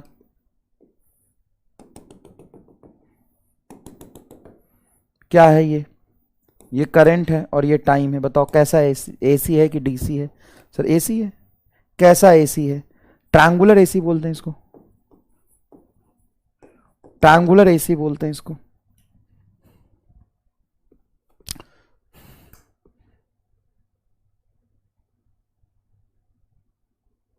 देखो, इसको क्या बोलते हैं? ट्रायंगुलर AC बोलते हैं। इसको क्या बोलते हैं? स्क्वायर AC बोलते हैं। इसको क्या बोलते हैं? सिनुसॉइडल AC बोलते हैं। ये DC है, ये DC है, ये DC है। क्या बढ़िया समझ आया? बढ़िया से समझ आया? चलिए अब आगे समझिएगा। अच्छा, अगर मैं ऐसा करंट बनाऊं तो खुद ही देख के अच्छे से फैसला करना और बताना क्या है। बताओ क्या है? DC है, करंट यूनिडायरेक्शन है, ये तो है। अच्छा, ऐसा बना दूं तो बताओ क्या है? भाई DC है। AC कहां से आ गया? ये जब बाई डायरेक्शनल जाएगा तब था, बाई डायरेक्शन जाएगा तब ना, सिंगल डायरेक्शन में कैसे हो जाएगा? सर AC का एडवांटेज और क्या क्या है? AC के एडवांटेज, DC के एडवांटेज क्या क्या है, DC के ड्रॉबैक क्या क्या है? तो देखो, एक्चुअल में AC DC वार से ये बहुत फेमस है। पहले लोग DC यूज करते थे। पहले AC आया कि पहले DC आया? पहले DC आया, कांस्टेंट करंट फ्लो होता था, ठीक है ना, DC आया। बाद में AC का इन्वेंशन हुआ। कैसे? गूगल करोगे AC DC वॉर के नाम से तुमको दिख जाएगा, ठीक है ना। थॉमस अल्वा एडिशन का नाम सुना है? जिसने बल्ब बनाया था सर, हाँ बल्ब बनाया था। और थॉमस अल्वा एडिशन, और सर्च करना पता चलेगा। सर माइकल फैराडे नहीं तो कौन? टेस्ला, नाम सुना है? टेस्ला। तो who is father of electricity, Tesla कि Thomas Alva Edison? Tesla. Tesla बहुत खतरनाक आदमी था, बहुत खतरनाक भाई। टेस्ला की पता है खासियत क्या थी? टेस्ला साहब ना, कोई जैसे तुम्हें कोई चीज फाइंड आउट करना है, चाहे स्कूल में क्या करते थे, एक्सपेरिमेंट करते हैं, तो एक्सपेरिमेंट में लगाया हमने अल्फा पार्टिकल स्कैटरिंग करना है, या कोई भी हॉल इफेक्ट का एक्सपेरिमेंट करना है, ये सब एक्सपेरिमेंट के सेटअप होते थे। थॉमस अल्वा एडिसन ऐसे बैठता था और 5 मिनट तक एक्सपेरिमेंटल सेटअप को देखता रहता, बोले ऐसे पार्टिकल जाएगा, ये होगा, ये होगा, और रिजल्ट बता देता था। उसको एक्सपेरिमेंट करने की जरूरत नहीं पड़ती थी, वो रिजल्ट दिमाग में सोच लेता था एक्सपेरिमेंट को। मतलब दिमाग में एक्सपेरिमेंट का पूरा प्रोसीजर फॉलो कर लेता था, पूरा इमेज बना लेता था, डेविएशन देख लेता था और बता देता ये होगा, और करके जब देखते थे तो वही होता था।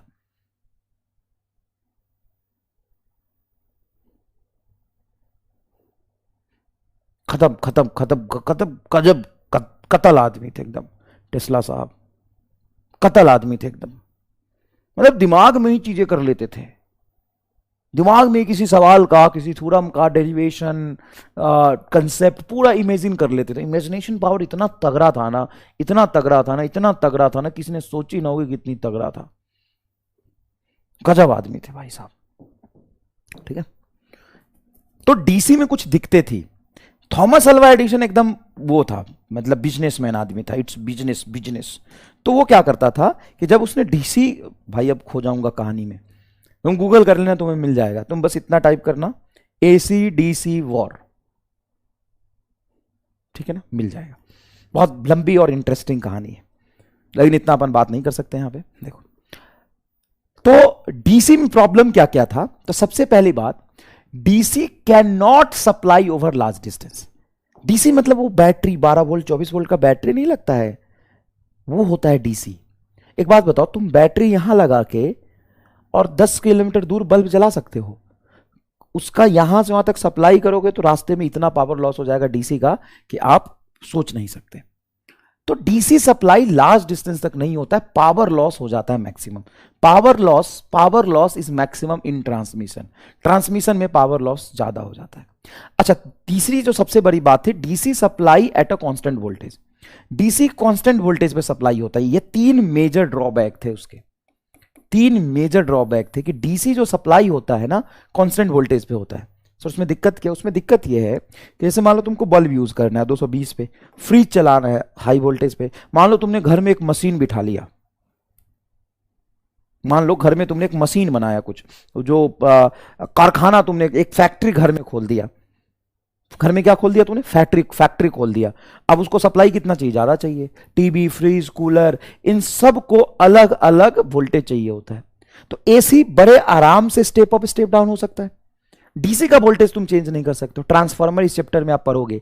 एसी जैसे तुम्हारे गांव में एक बहुत बड़ा ट्रांसफार्मर लगा होगा, बताओ पावर स्टेशन से डायरेक्ट तुम्हारे घर में सप्लाई क्यों नहीं होता, ट्रांसफार्मर में क्यों आता है इलेक्ट्रिसिटी, बोलो। अरे है गांव में बिजली बत्ती है कि अंधेरे में चल रहा है जीवन, बिजली बत्ती है। तो बिजली बत्ती का जो सप्लाई होता है पावर स्टेशन से, वो तुम्हारे घर में जो ट्रांसफार्मर लगा है, क्या लगा है, घर में जो ट्रांसफार्मर लगा है, घर में जो ट्रांसफार्मर लगा है, घर में कह रहा हूं सॉरी, गांव में, तो पहले तुम्हारे गांव के ट्रांसफार्मर में आता है, गांव से तुम्हारे घर पे आता है। बताओ डायरेक्ट तुम्हारे गांव घर में क्यों नहीं आता, बताओ इसका रीजन बताओ। डायरेक्ट तुम जाके बात करना पावर स्टेशन में, तुम्हारे डिस्ट्रिक्ट में या 2-3 डिस्ट्रिक्ट के बीच में पावर स्टेशन बहुत सा बड़ा होता है, तो उस पावर स्टेशन से 11,000 22,000 वोल्ट का तार लगा होता है। 22,000 वोल्ट पे, 11,000 वोल्ट पे तुम्हारे गांव के ट्रांसफार्मर में वोल्टेज सप्लाई होता है, फिर वहां से तुम्हारे घर में आता है। तुम चाहो तो तुम डायरेक्टली पावर स्टेशन पे बात करो, अपने घर तक सप्लाई ले लो, हो पाएगा, हो पाएगा, बताओ। तुम डायरेक्टली अपने घर तक सप्लाई ले लो, बात करो जाके। पता है जब बात करने जाओगे ना, पकड़ के बांध के मारेगा, पहले तुमको बांध के मारेगा, देरी घाटी में हम सर। सुनो, हाँ, क्योंकि सर वो वोल्टेज 11,000 वोल्टेज से 440 कर देता है। तो भाई हम सप्लाई 11,000 पे क्यों करते हैं, हम सप्लाई कम वोल्टेज पे क्यों नहीं करते। तो याद रखना कि जितने हाई वोल्टेज पे सप्लाई करते हैं, पावर लॉस ट्रांसमिशन में उतना कम होता है। याद रखना, power loss in transmission is inversely proportional to voltage. इसीलिए पावर स्टेशन से तुम्हारे गांव के ट्रांसफार्मर में 11,000 वोल्ट पे सप्लाई करते हैं। सर 11,000 वोल्टेज आता है हमारे गांव में, हाँ सर हम तो बहुत प्राउड फील कर रहे हैं हमारे गांव पे। आज हमको हमारे गांव पे सर प्राउड फील हो रहा है कि हमारे गांव में 11,000 आता है। अभी सबके गांव में 11,000 आता है, क्यों 11,000 करते हैं कि पावर लॉस कम हो। और जो ट्रांसफार्मर लगा होता है वो स्टेप डाउन करके 11,000 को 400 पे ले आता है। ट्रांसफार्मर वोल्टेज कम कर लेता है।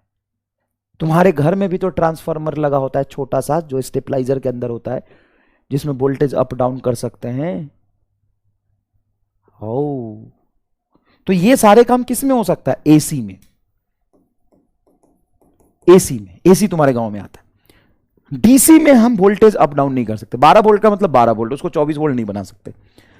5 वोल्ट का मतलब 5 वोल्ट, उसको 24 वोल्ट नहीं बना सकते। अच्छा, जो करंट फ्लो करता है डीसी करंट, वो क्रॉस सेक्शन एरिया से करता है। क्रॉस सेक्शन एरिया का मतलब ये है कि जैसे मान लो ये मोटा तार है, तो इस मोटा तार में जो करंट फ्लो करता है ये क्रॉस सेक्शन एरिया से ऐसे बहता है करंट। देखो ऐसे सर, ऐसे, हाँ ऐसे करंट बहता है, देखो ऐसे ऐसे बहता है करंट। ओ भाई, ऐसे पूरे क्रॉस सेक्शन एरिया से। मतलब मैं यहां पे तुम्हें कप में दिखाऊं तो जैसे ये है, ये अगर वायर है तुम्हारा बहुत लंबा सिलेंड्रिकल वायर मान लो, तो यहां से ऐसे ऐसे करंट फ्लो करता है पूरे क्रॉस सेक्शन एरिया से। और करंट फ्लो कराने की जो कैपेसिटी होती है, याद रखिएगा, जैसे मान लीजिए इसका रेडियस आर है, तो डीसी करंट इस वायर से फ्लो करने की जो कैपेसिटी होती है, रेडियस का पावर 3/2 होता है। अगर तुम रेडियस डबल कर दोगे तो कितना ज्यादा करंट फ्लो कर सकता है, तो यहां पे लिखो I1/I2 R1 एंड 2R का पावर 3/2। बट एसी करंट जो फ्लो करता है वो सरफेस एरिया से करता है। सरफेस एरिया का मतलब यह है कि मान लो कि तुमने ये वायर लिया, तो एसी करंट कभी भी इस क्रॉस सेक्शन एरिया के अंदर से नहीं करेगा, ऐसे सरफेस से फ्लो करेगा, ऐसे फ्लो करेगा। इसीलिए तो आप जब भी कोई तार काटते हो, वायर काटो, जैसे कोई भी वायर, मैं यहां पे ये वायर काटूं, ये वायर है, अगर मैं इसको काटता हूं, देखो वायर काटा मैंने। अब तुमको थोड़ा दिख नहीं रहा, तुम घर में ये काट के देख सकते हो, तो यहां पर मल्टीपल्स वायर देखो यहां पे कनेक्टेड होते, एक वायर नहीं होता। ऐसा क्यों? एक वायर से भी काम तो चल सकता था, यहां पे मल्टीपल्स क्यों लगाते? क्या तुमको दिख रहा है? नहीं दिख रहा होगा ना, देखो तो थोड़ा सा, देखो तो, तुमको ऐसा दिख रहा है कि बहुत सारे वायर लगे, बहुत सारे अंदर होते हैं। तुमने काट के तो देखा ही होगा। यहां से देखो, ऐसे देखो ये,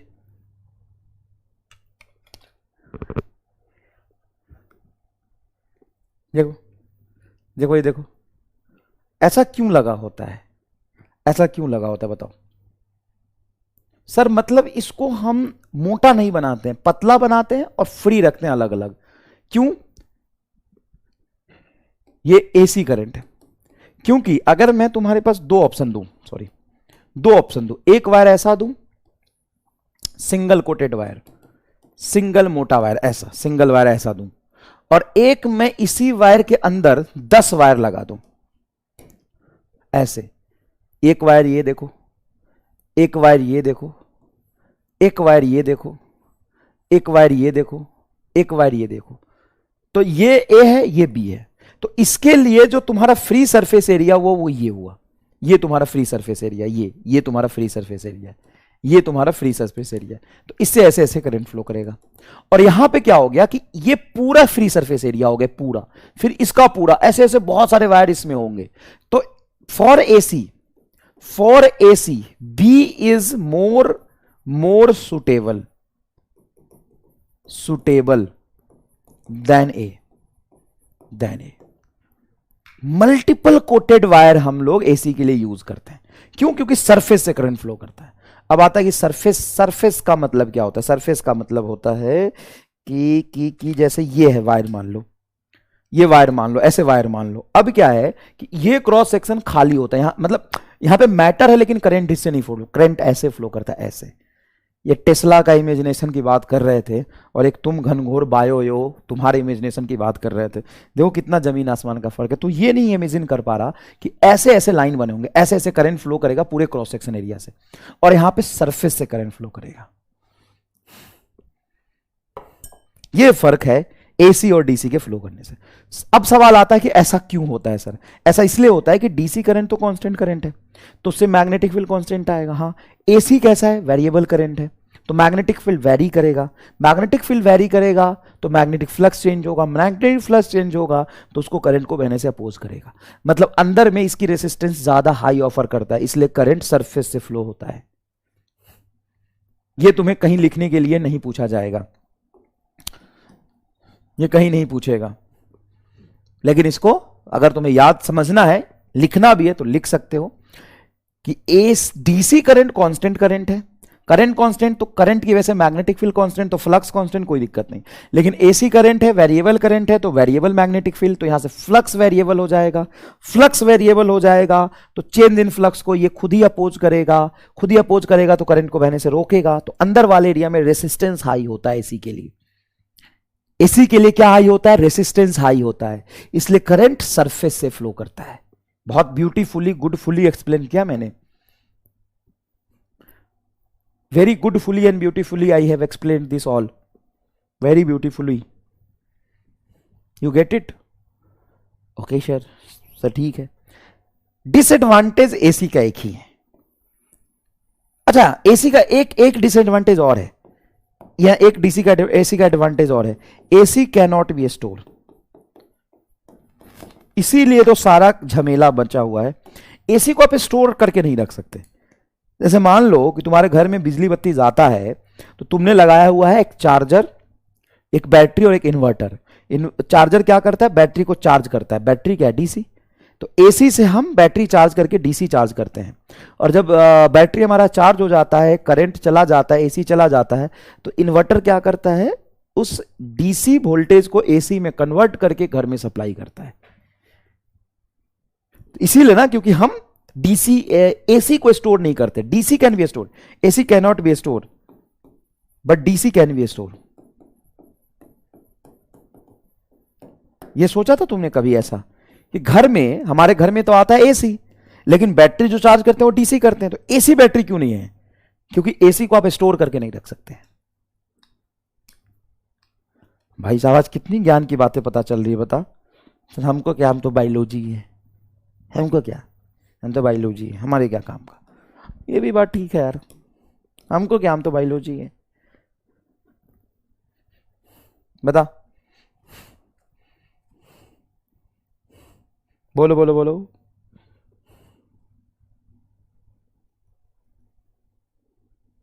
बोलो।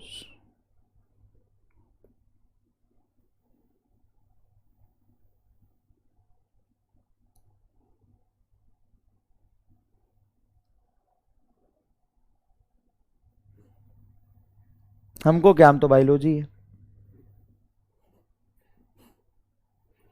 AC can not be store but DC can be store. ये डिसएडवांटेज हो गया भाई मेरे, ये डिसएडवांटेज है, डिसएडवांटेज।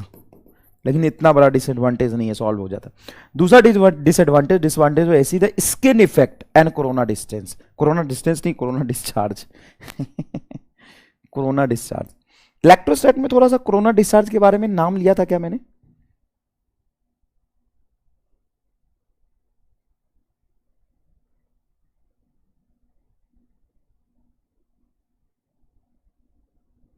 कोरोना डिस्चार्ज ये क्या होता है भाई? सरफेस से करंट फ्लो कर रहा है, हाँ, तो कहीं पे जब हम वायर को बेंड करते हैं, जैसे कॉर्नर पे आ गया, मान लो ऐसे वायर को हमने बेंड कर दिया, तो वायर बेंड होने की वजह से यहां पे चार्ज एकुमुलेट हो जाता है, यहां पे चार्ज एकुमुलेट हो जाता है, और जहां ज्यादा चार्ज एकुमुलेट होता है तो एयर के थ्रू वहां पे चार्ज डिस्चार्ज हो जाता है, मतलब कोरोना डिस्चार्ज होता है। मतलब एयर में, मतलब इतना इलेक्ट्रिक फील्ड क्रिएट हो जाता है कि एयर के डाइलेक्ट्रिक को तोड़ देता है, मतलब यहां से चार्ज हवा में फ्लो कर जाता है ना। तो कंप्लीट फेनोमेना नहीं समझना, तुम्हें बस समझना है कि चूंकि करंट कहां से फ्लो कर रहा है, सरफेस से फ्लो कर रहा है, तो कहीं भी वायर बेंड होता है तो उसके कॉर्नर में इस तरफ एक्सेस चार्ज इकट्ठा हो जाता है, जिसकी वजह से कोरोना डिस्चार्ज हो जाता है। बायोलॉजी की तरह इसको याद रख लो बस। तो ये थे तुम्हारे एसी और डीसी के एडवांटेज और डिसएडवांटेज। अब हम मेजरमेंट के बारे में बात करते हैं। जैसे एक इंस्ट्रूमेंट आपको पढ़ाया गया था, मूविंग कॉइल गैल्वेनोमीटर पढ़ाया गया था क्या? हाँ सर, मूविंग कॉइल गैल्वेनोमीटर हमने पढ़ा था। तो मूविंग कॉइल गैल्वेनोमीटर की खासियत है कि वो सिर्फ डीसी को मेजर करता है। only DC can be measured, only DC can be measured, not AC। ये AC को मेजर करता ही नहीं है। ये किस प्रिंसिपल पे बेस्ड है, याद करो, टॉर्क एक्सपीरियंस और current carrying coil torque experience पर करता है, जैसे वो डिफ्लेक्ट होता है तो theta is directly proportional to current होता है। इसमें लीनियर स्केल होता है। लीनियर स्केल का मतलब है 1 एम्पियर के लिए 1 डिग्री, 2 एम्पियर के लिए 2 डिग्री, 3 एम्पियर के लिए 3 डिग्री, 4 एम्पियर के लिए 4 डिग्री, इस तरीके से डिफ्लेक्शन होता है। ये मूविंग कॉइल गैल्वेनोमीटर है। अब बात आती है कि ये एसी को मेजर क्यों नहीं करता। भाई ये एसी को मेजर क्यों नहीं करता, बताओ। ये एसी को मेजर क्यों नहीं करता? तो देखो होता क्या है कि मान लो ये तुम्हारा गैल्वेनोमीटर है, यहाँ पे 0 है, यहाँ पे 1 है, यहाँ पे 2 है, और ऐसे स्केल है। अब भाई डीसी करंट आगे फ्लो कर रहा है एक डायरेक्शन में, तो बोलेगा डिफ्लेक्शन, तुम इधर हो जाओ, तो ये भाई साहब डिफ्लेक्ट हो जाएंगे इधर, ये भाई साहब इधर डिफ्लेक्ट हो जाएंगे। अब एसी क्या होता है, तो एसी का कुछ फ्रीक्वेंसी होता है। फ्रीक्वेंसी मान लो कि फ्रीक्वेंसी है 50 हर्ट्ज, तो 50 हर्ट्ज का मतलब है, फ्रीक्वेंसी का मतलब होता है नंबर ऑफ ऑसिलेशन पर सेकेंड। एक सेकेंड में 50 बार ऑसिलेट होगा, एक सेकेंड में 50 बार ऑसिलेट होगा। तो जब एसी पास करेगा तो तुम बोलोगे कि एक सेकेंड में 50 बार आगे जाओ फिर पीछे जाओ। भाई एसी का मतलब यही है। 50 हर्ट्ज मतलब 50 साइकिल पर सेकेंड, एक सेकेंड में 50 बार, एक सेकेंड में 50 बार आगे 50 बार पीछे, एक साइकिल में 2 बार आगे पीछे जाएगा, एक साइकिल में 2 बार आगे पीछे जाएगा, तो 50 बार आगे 50 बार पीछे, तो टोटल 100 बार डायरेक्शन चेंज होगा। तो जब तुम एसी मेजर करोगे मूविंग कॉइल गैल्वेनोमीटर से, एसी मेजर करोगे तो कॉइल को बोले तू आगे जा, नहीं तू पीछे आ, नहीं तू आगे जा, तू पीछे जा, तू आगे जा, तू पीछे जा, कॉइल बोलेगा मैं नहीं जा रहा साला कहीं पे। जीवन का नरक बना दिया इसने, जीवन का नरक। एक सेकंड में तू 50 बार आगे 50 बार पीछे, तो इसका कॉइल बोलेगा मैं कहीं नहीं जा रहा, due to inertia, due to inertia. क्यों? अब एक सेकंड में कैसे ये 50 बार टूट नहीं जाएगा निडल ऐसे ऐसे। भाई साहब तू एक सेकंड आगे मैं नहीं जा रहा, तो it can not measure AC, it can not measure AC, can not measure AC, measure AC due to inertia. ये कोई तरीका होता है? एक सेकंड में 50 बार नचा दोगे उसको तुम, ये कोई तरीका है क्या? अच्छी बात है क्या? ये कौन सा संस्कार है? एक बार में 50 बार नचाओगे, एक सेकंड में 50 बार नचा दोगे। अरे नचाना तो धीरे धीरे, वैसे एक सेकंड में 50 बार। कल आप लोग किस सब्जेक्ट के टीचर बने हो? मतलब आई हैव अ ड्रीम कि I can be a teacher of zoology, botany. Sanam कल 7 बजे क्लास है, 8 बजे से बुक लॉन्च रखना please. Book launch 7:30, location Uganda की काली घाटी, फफूंदी नदी के बीच में बोट पे बैठ के। डायग्राम से एक्सप्लेन कर दीजिए। अबे प्रियांशु किससे डायग्राम? डायग्राम नहीं तो क्या है? ये प्लस प्लस करंट है, माइनस पीछे नीचे गया ही नहीं। काश मैं बायोलॉजी का टीचर होता, इतना टेंशन नहीं रहता। कम से कम तुम्हारा बायोलॉजी फेवरेट सब्जेक्ट है, तुमको आता भी है, पढ़ा पढ़ा के खत्म कर देता। तो यहाँ पे फिजिक्स पढ़ा के फंस गया मैं।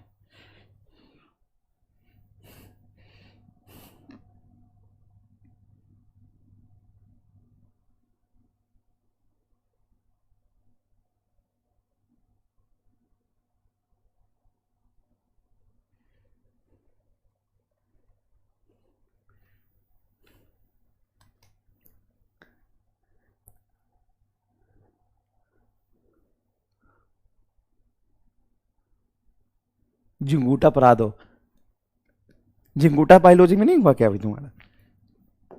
बायोलॉजी में अभी तक झिंगूटा नहीं पढ़े हो गया? झिंगूटा चलिए इधर देख। तो सर एसी कैसे मेजर होगा? एसी को भी तो मेजर करना है।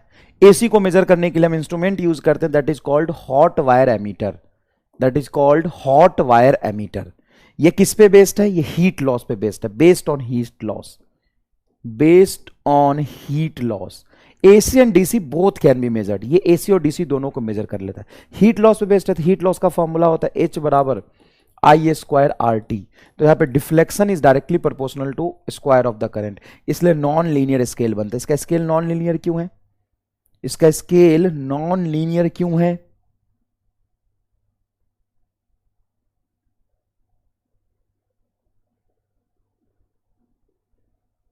झिंगूटा नहीं पढ़ा भाई तुमने?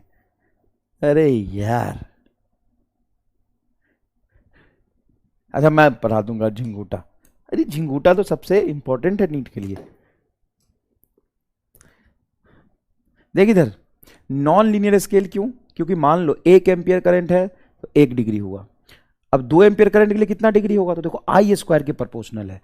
2 एम्पियर पे ये 4 डिग्री डिफ्लेक्ट हो जाएगा, 3 एम्पियर के लिए 9 डिग्री डिफ्लेक्ट हो। यहां पे देखो ना, theta is proportional to I², theta is proportional to I²। 1 ampere के लिए 1 डिग्री, तो 2 एम्पियर के लिए 2 का 4 डिग्री आएगा, 3 एम्पियर के लिए 9 डिग्री आएगा। तो स्केल कैसा हुआ? लीनियर हुआ कि नॉन लीनियर? लीनियरली वेरी नहीं कर रहा ना, नॉन लीनियरली वेरी कर रहा। कैसे वेरी कर रहा है ये? नॉन लीनियरली वेरी कर रहा। कैसा वेरी कर रहा? नॉन लीनियरली वेरी कर रहा। आओ इधर।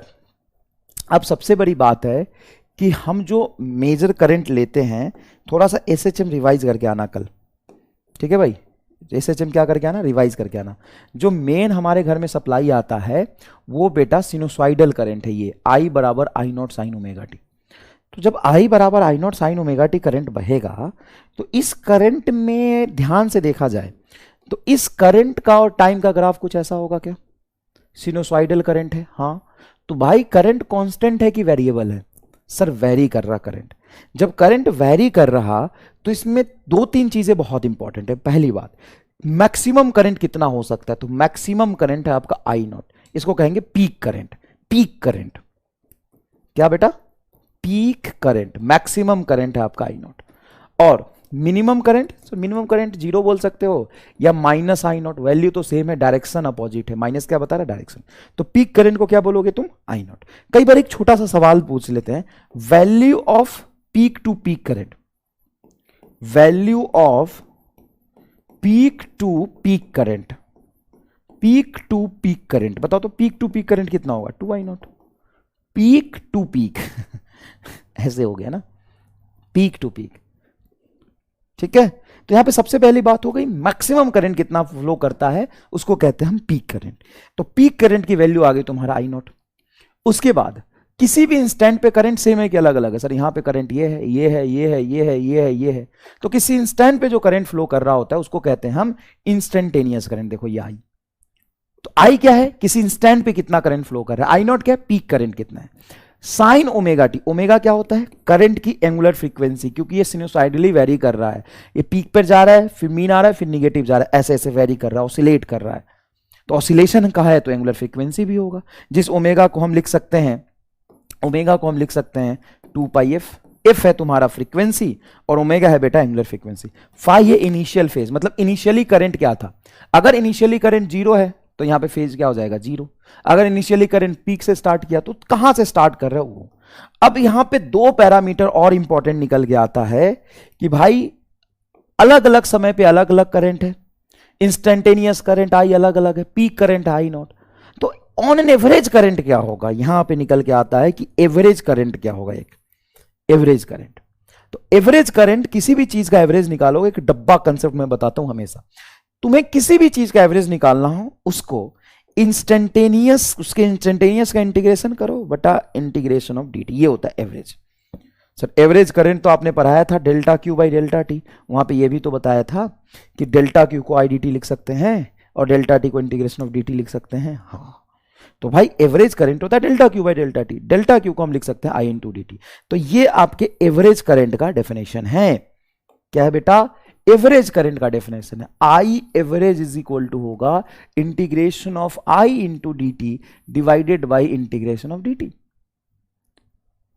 और ये एसी के लिए नहीं, ये सब के लिए वैलिड है, valid for AC and DC. ये जनरल पैरामीटर है एवरेज करंट का। एवरेज करंट का ये डेफिनेशन तो मैंने आपको करंट पे पढ़ाया था, valid for everything, valid for every current,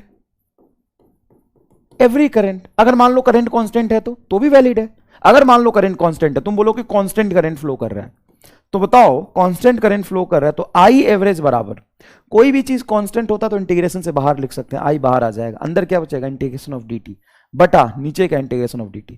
तो भाई ये dt से तो dt काट ही सकते हो। सर काटना होता तो पहले नहीं काट लेते? नहीं काट सकते पहले। क्यों नहीं काट सकते पहले? क्योंकि नीचे सिर्फ इंटीग्रेशन ऑफ dt है, ऊपर में इंटीग्रेशन ऑफ आई dt है। तो भाई इंटीग्रेशन हो रहा है आई का dt के रिस्पेक्ट में, तो इसको और इसको नहीं कट कर सकते हैं। सर अब क्यों कर दिया? अब इसीलिए कर दिया कि आई कांस्टेंट है तो आई बाहर आ जाएगा, तो अंदर बचेगा dt dt, ये सेम टर्म है। तो एवरेज करंट बराबर आ जाएगा आपका इंस्टेंटेनियस करंट। और होता भी है, अगर आपकी कांस्टेंट करंट हो तो एवरेज इंस्टेंटेनियस के बराबर आएगा। अगर आपका एवरेज करंट हो, अगर आपका सॉरी करंट कांस्टेंट हो, कांस्टेंट करंट फ्लो कर रहा है 2 ampere 2 ampere 2 ampere 2 ampere. Cricket match से ले लो, मान लो हर ओवर में 10 रन बन रहा, हर ओवर में 10 रन बन रहा, हर ओवर में 10 रन बन रहा, तो एवरेज क्या होगा? 10 का। एवरेज क्या होगा? 10 का। हर ओवर में 10 रन बन रहा तो एवरेज 10 का होगा। सर बात सही है। तो ये कांस्टेंट करंट का एक एग्जांपल बस कराया तुम्हें कि अगर कांस्टेंट करंट है, अगर तुम्हारा करंट कांस्टेंट है तो एवरेज करंट इंस्टेंटेनियस करंट के बराबर आएगा। सर अगर करंट वैरी कर रहा किसी और तरीके से, तो जैसे मान लो करंट, ये तो मैंने करंट में, करंट इलेक्ट्रिसिटी में बताया हुआ है, करंट आई बराबर 2t+3, then find average current, average current in 2 second. लो करो इसको। क्या मैंने सेम सवाल आपको करंट इलेक्ट्रिसिटी में कराया है? तो यहां क्यों करा रहे हो भाई? तुम्हें वेरिएबल करंट जब होगा तो फील दे रहा हूं एवरेज का क्या मतलब होता है। देख भाई, एवरेज करंट होता है integration of I d t divided by integration of d t. I की वैल्यू बोल क्या है? आई की वैल्यू 2t+3, रख दे आई की वैल्यू यहां पे, 2t+3 का integration divided by integration of d T. Time limit बोल। सर टाइम लिमिट दिया है find average current in 2 second, 2 second में, तो 0 से 2 और 0 से 2। ऊपर में जब इंटीग्रेशन करोगे तो dt अंदर जाएगा, तो 2 इंटू डी होगा, देखो ना dt इसमें जाएगा, 2t इंटू डी और प्लस 3dt का इंटीग्रेशन करेंगे divided by integration of dt 0 से 2 तक। तो t into 2t into D में 2 बाहर, हाँ सर 2 बाहर रख लो, t का इंटीग्रेशन होगा dt के रिस्पेक्ट में t²/2 लिमिट 0 से 2 तक, प्लस 3 बाहर dt का इंटीग्रेशन t लिमिट 0 से 2 तक, बटा dt का इंटीग्रेशन t लिमिट 0 से 2 तक। भाई साहब 2 से 2 कट गया, 2 रखो, 2 का होल स्क्वायर 4 आएगा, 0 पे तो 0 आएगा, छोड़ो। ये 3 बाहर है, यहां पे 2 रखोगे 3 दूना 2 डिवाइडेड बाई 0 पे 0 आएगा, यहां पे 2 रखोगे 2 आएगा, 3 दूना 6 और 4 10, 10/2 5 एम्पियर, 5 एम्पियर। 7 कैसे आ रहा भाई? रामलाल गंगापुर। सर फिजिक्स की क्लास है क्या? नहीं, ये बायोलॉजी चल रहा है ना, झिंगुटा का रिप्रोडक्शन चल रहा है।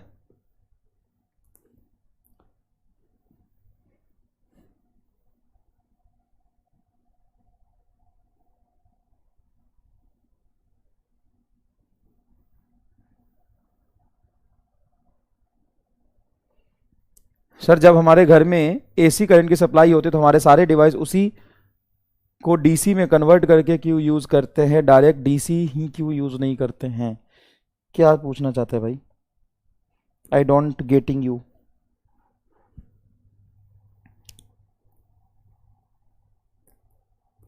क्लियर है क्या भाई? कोई एरर तो नहीं है? 8 कैसे बता रहा? यस 5, यस ओम प्रकाश जी, ओम प्रकाश जी की तरफ से 5 आया, ठीक है, ओम प्रकाश जी की तरफ से 5 आए, बहुत बढ़िया Om Prakash ji, very very good Om Prakash ji, very good very good Om Prakash ji. अब भाई साहब मान लो कि करंट तुम्हारा फ्लो कर रहा आई बराबर I0 साइन ओमेगा टी, ठीक है। Find average current, find average current, current in full cycle, full cycle and half cycle, half cycle, half cycle and full cycle में इसका एवरेज बताइए। तो क्या करेंगे आप? सर एवरेज निकालेंगे। एवरेज को हम खोपचा भी कहते हैं, दोनों तरफ से खोपचा मतलब मेरी भाषा में, वैसे स्कूल में मत लिख के आना। What is average current? Average current is nothing but a खोपचा करंट। अरे भाई खोपचा मैं इसलिए बोल देता हूं कि जैसे आई एवरेज है, तो आई एवरेज को किताबों में कई जगह ऐसे खोपचा में लेके लिख देते हैं, देखो ये खोपचा नहीं, ऐसे खोपचा। तो एवरेज करंट मतलब खोपचा करंट, है ना। और खोपचा current is nothing but integration of I into d t divided by integration of d T.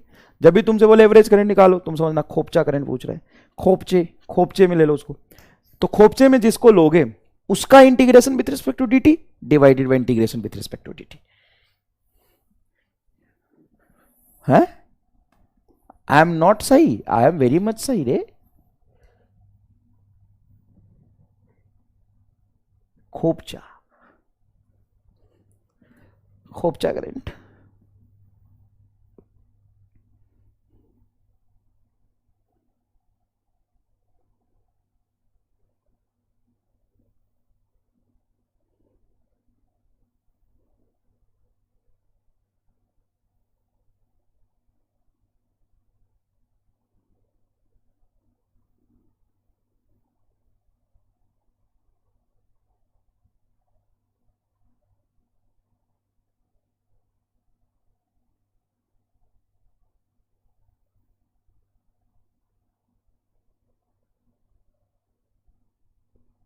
बोलो,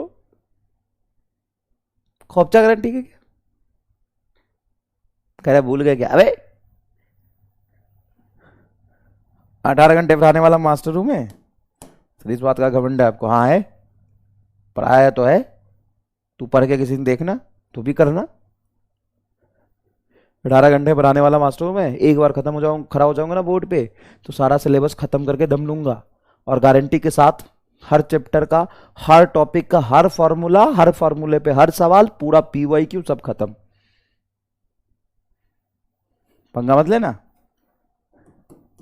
आदमी नहीं हूं मैं, पागल आदमी हूं। ये पूरा खोपचे में है, ये सारे, ये खोपचे में सारा कंटेंट है। एक बार खड़ा हो जाऊंगा ना, एक बार खड़ा हो जाऊंगा ना, पूरा सिलेबस खत्म करके बैठूंगा। कह रहा है भूल गया क्या? सर हम तो मजाक कर रहे थे। तो मैं भी मजाक कर रहा था यार, तू क्यों सीरियस लेता इतना? Serious, not take serious, don't take serious. Every दुनिया is very much serious, why you are getting serious? Just chill Sanam, just chill. देख, तो तुम्हें एवरेज करंट निकालना है। एवरेज करंट का फॉर्मूला क्या होता है? Integration of I into d t divided by integration of d T. Okay sir, अब यहाँ पे आई की वैल्यू क्या है? आई की वैल्यू आई बराबर I naught sine omega t. I naught क्या है? पीक करंट, कांस्टेंट होता है। ओके, तो अब आई की वैल्यू रख, इंटीग्रेशन ऑफ आई नॉट, देखो आई की वैल्यू मैं रखूंगा, खोपचा आई का मतलब integration of I into d t divided integration of d t. I की वैल्यू क्या? I naught sine omega t, I naught sine omega t into d t divided by integration of d t. Clear है क्या? हाँ sir ये clear है। क्या यहां से मैं आई नॉट को कॉमन निकाल सकता हूं? अगर तू परमिशन देगा तो क्या, अगर तुम्हारी अनुमति है तो क्या मैं आई नॉट को बाहर निकाल सकता हूं? अनुमति कर Sanam, we don't take you serious, you are very seriousless man. Class खत्म कर दूंगा मैं, इतनी बेइज्जती करेगा तो। ये बता, आई नॉट को बाहर ले सकता हूं क्या? अनुमति है? यस, तो आई नॉट को बाहर निकाल लेता हूं, तो अंदर क्या बचेगा? अंदर बचेगा साइन ओमेगा टी का इंटीग्रेशन dt के रिस्पेक्ट में। नीचे तो सिंपल dt है, तो dt का इंटीग्रेशन सिर्फ t आ जाएगा। और मैंने बोला है average current in a full cycle. Full cycle का मतलब होता है यहां से यहां तक होता है फुल साइकिल। ये टाइम आता है तुम्हारा आधा टाइम, और ये होता है टाइम t। ये पूरा एक साइकिल होता है, पूरे एक रिपीटेशन को एक साइकिल बोलते हैं। तो फुल साइकिल मतलब 0 से t, और ये भी हो जाएगा 0 से t। अब ध्यान से देखना, upper limit t, lower limit 0 रखो तो t ही आएगा, तो ये हो जाएगा तुम्हारा आई नॉट बाई टी बाहर में, आई नॉट बाई टी बाहर में। अंदर क्या बचा? अंदर बचा sine omega t into d t. Sine omega t का इंटीग्रेशन क्या होगा? माइनस कॉस ओमेगा टी, तो माइनस बाहर, अंदर बचेगा cos omega t divided by omega. Sine omega t का इंटीग्रेशन करेंगे तो होगा cos omega t divided by omega, तो होगा I naught by T omega with negative sign. Limit put करोगे तुम 0 से t तक, तो इसको t पुट करोगे तो कॉस ओमेगा की वैल्यू होता है 2 पाई बाई कैपिटल टी, और स्मॉल t की अपर लिमिट पुट करोगे t, माइनस टाइम को रखोगे 0, तो 0 से ओमेगा मल्टीप्लाई होकर 0 ही बचेगा। अब देखो t से t कट गया, कॉस 2 पाई की वैल्यू सर 1, कॉस 2 पाई की वैल्यू 1, और कॉस 0 की वैल्यू 1, तो 1 माइनस 1 क्या हो जाएगा तुम्हारा? 0। तो बताओ करंट कितना बना? 0। तो खोपचा आई का वैल्यू कंप्लीट एक साइकिल में, फुल साइकिल में 0 आता है, ये मैंने प्रूफ करके दे दिया तुम्हें। खोपचा आई का वैल्यू पूरे एक साइकिल में 0 आता है, ये प्रूफ करके दे दिया मैंने। एक बार और कर दो इंटीग्रेशन, दूसरा तरीका भी तो है सर। क्या? देखो तुम इंटीग्रेट कर रहे हो, तो इंटीग्रेशन का ग्राफिकल मीनिंग क्या होता है sir? Area. Integration is nothing but area. तो हम साइन ओमेगा टी को इंटीग्रेट कर रहे हैं, मतलब साइन ओमेगा टी का एरिया निकाल रहे हैं, साइन ओमेगा टी के ग्राफ का एरिया निकाल रहे हैं। अब साइन ओमेगा टी के ग्राफ का एरिया आधे साइकिल में होता है 1, पूरे साइकिल में होता है 0। यहां से यहां तक एक साइकिल में 1, और ये -1 0 आ जाएगा क्या? अरे हाँ सर, तो हो गया खत्म। अरे हाँ, बात तो सही है,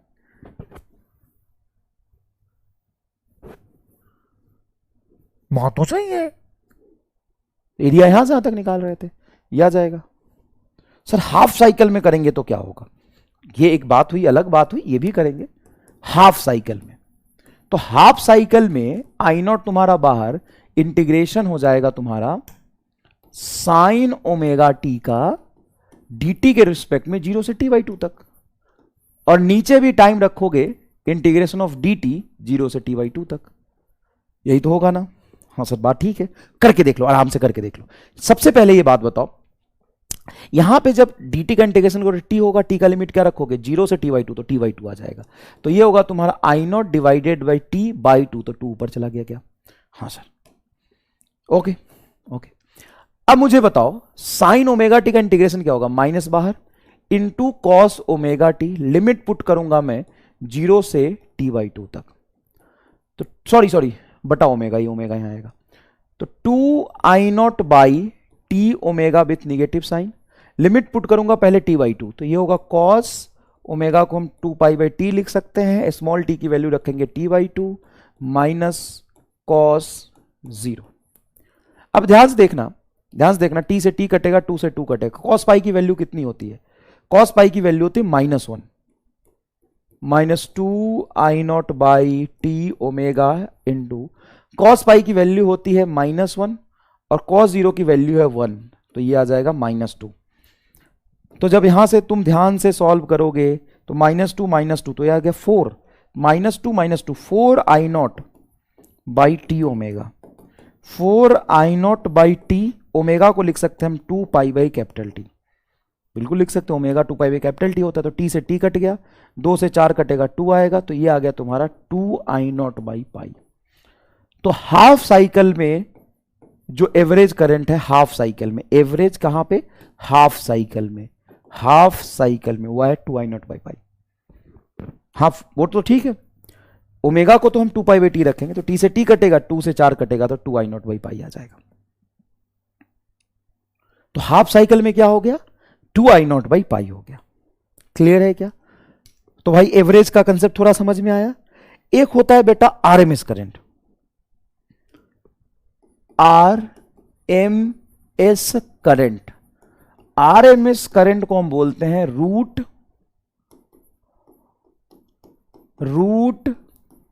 mean square current. What is the meaning of root mean square current? What is the meaning of root mean square current? Root mean square current का मतलब होता है कि हम करंट का स्क्वायर लेते हैं, स्क्वायर करते हैं करंट को, उस स्क्वायर का मीन लेते हैं, उस स्क्वायर का क्या करते हैं? उसका मीन लेते हैं, फिर उसमें रूट लगा देते हैं। सर इतना मेहनत क्यों कर रहे हैं? बताता हूं क्यों कर रहे हैं, फील कराता हूं क्यों कर रहे हैं। तू सोचना जरा, इतना क्यों करते हैं, इसी में हम क्यों करते हैं, थोड़ा सोचना, फिर मैं बताता हूं। तो पहले हम क्या करेंगे? स्क्वायर। फर्स्ट स्टेप हम क्या करेंगे? स्क्वायर करेंगे। फिर सेकेंड स्टेप में हम उसका मीन निकालेंगे, थर्ड स्टेप में हम उसका रूट लेंगे। क्या करेंगे देखना ध्यान से, पहले हम फर्स्ट स्टेप में इसका स्क्वायर करेंगे, फिर हम उसका रूट लेंगे, उसका क्या करेंगे? मीन लेंगे, और फिर हम क्या लगा देंगे? उस पर रूट लगा देंगे। सर ऐसा क्यों? ऐसा सुनो, असली में जब तुम्हारे घर में इलेक्ट्रिसिटी का बिल आता है, वो किस वजह से आता है? करंट की वजह से, वोल्टेज की वजह से, हीट की वजह से।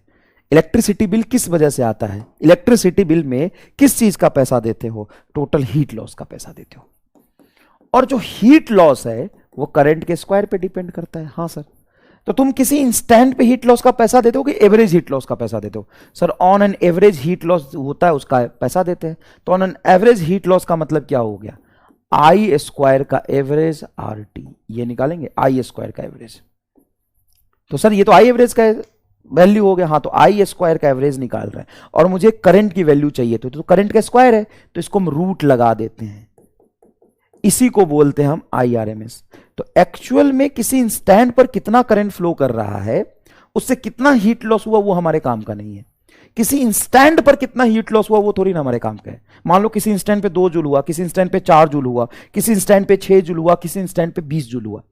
तो हमारे घर में किस इंस्टेंट का पैसा देते हो कि ऑन एन एवरेज महीने का पैसा दोगे? सर पूरे महीने का पैसा देंगे, और करंट कांस्टेंट तो फ्लो नहीं कर रहा है। तो हमारा जो हीट लॉस आएगा करंट के स्क्वायर पे डिपेंड करेगा। करंट का स्क्वायर का एवरेज करेंगे तो एवरेज हीट लॉस आएगा। ये क्या है? Average heat loss. तो करंट के स्क्वायर का एवरेज करेंगे, और करंट के स्क्वायर का एवरेज है तो ये करंट का स्क्वायर है ना भाई, हमें करंट की वैल्यू चाहिए, तो करंट का स्क्वायर है, रूट करोगे तो आईआरएमएस आ जाएगा। मतलब स्क्वायर किया, देखो स्क्वायर किया, फिर उसका मीन लिया, देखो उसका खोपचा लिया, फिर हम आर रूट लगा देंगे तो करंट की वैल्यू आ जाएगी। तो इसीलिए हमारे कैलकुलेशन में, फिजिक्स में आरएमएस की बहुत वैल्यू है। तो जब मैं कहता हूं आरएमएस, आरएमएस का मतलब स्क्वायर का मीन और फिर उसका रूट, स्क्वायर का मीन फिर उसका रूट, ये आरएमएस, ये है तुम्हारा आईआरएमएस, ये है तुम्हारा आईआरएमएस। अब सर आप कह रहे हो कि आप स्क्वायर करोगे, हाँ स्क्वायर करेंगे, किसका? करंट का स्क्वायर करेंगे, फिर उसका एवरेज लेंगे। तो एवरेज कैसे लेते हैं? किसी चीज का एवरेज कैसे लेते हैं? जिसका एवरेज लेना है उसका integration divided by integration of dt। कुछ नहीं करना, हमें करंट के स्क्वायर का एवरेज लेना है। तो करंट के स्क्वायर का एवरेज मतलब आई स्क्वायर का एवरेज, मतलब आई स्क्वायर का इंटीग्रेशन, और फिर उसमें रूट लगा देना है। तो ये आईआरएमएस का तुम्हारा क्या हो गया? फॉर्मूला हो गया। ये आईआरएमएस का फॉर्मूला हो गया बेटा। अब ध्यान से देखो, ये किसका फॉर्मूला हो गया? आईआरएमएस का। आईआरएमएस का क्या होता है? सर स्क्वायर कर लेते हैं, जिस स्क्वायर करने के बाद हम उसका एवरेज निकाल लेते हैं, फिर उस पर रूट लगा लेते हैं। पहले क्या करते हैं? स्क्वायर करते हैं, फिर क्या करते हैं? उसका मीन लेते हैं, फिर क्या करते हैं? उसका रूट लगा देते हैं। क्या आपको यह चीज समझ में आया? चलिए अब थोड़ा सा ये वाली चीजें, अब थोड़ा बहुत एसएचएम में sine omega, sine theta, cos theta का नेचर समझ लेना, फेज डिफरेंस क्या होता है, टाइम पीरियड क्या होता है, ये रिवाइज कर लेना। बाकी मैं यहां पे लिख देता हूं, ये याद रखना। साइन स्क्वायर ओमेगा टी का जो एवरेज वैल्यू होता है वो हाफ होता है। साइन ओमेगा टी का जो एवरेज वैल्यू होता है वो 0 होता है। कॉस ओमेगा टी का जो एवरेज वैल्यू होता है वो 0 होता है। फुल साइकिल में, फुल साइकिल में, फुल साइकिल में साइन स्क्वायर ओमेगा टी या कॉस स्क्वायर ओमेगा टी का एवरेज वैल्यू तुम फुल में लो या हाफ में लो, सेम होगा, क्योंकि स्क्वायर करने के बाद जो निगेटिव है वो भी पॉजिटिव चला जाएगा। तो फुल में लो या हाफ में लो, sine square omega t, cos square omega t का एवरेज वैल्यू क्या होता है? हाफ। बस यहां तक की आज की जर्नी है, ठीक है। नेक्स्ट क्लास में बाकी चीजें हम कंटिन्यू करेंगे। थैंक यू सो मच, मजा आएगा अगली क्लास में आपको। आज का लेक्चर थोड़ा सा सेकेंड पार्ट मैथमेटिकल है, लेकिन आगे आने वाले लेक्चर एसी के बहुत आसान होंगे, हर एक चीज विजुअलाइज हो जाएगा आपको, ठीक है। But sign omega t, cos omega t का नेचर कैसा होता है, उसके फ्रीक्वेंसी क्या होता है, ऑसिलेशन क्या होता है, रिपीटेशंस क्या होता है, एंगुलर फ्रीक्वेंसी का क्या मतलब है, ये थोड़ा रिपीट कर लेना।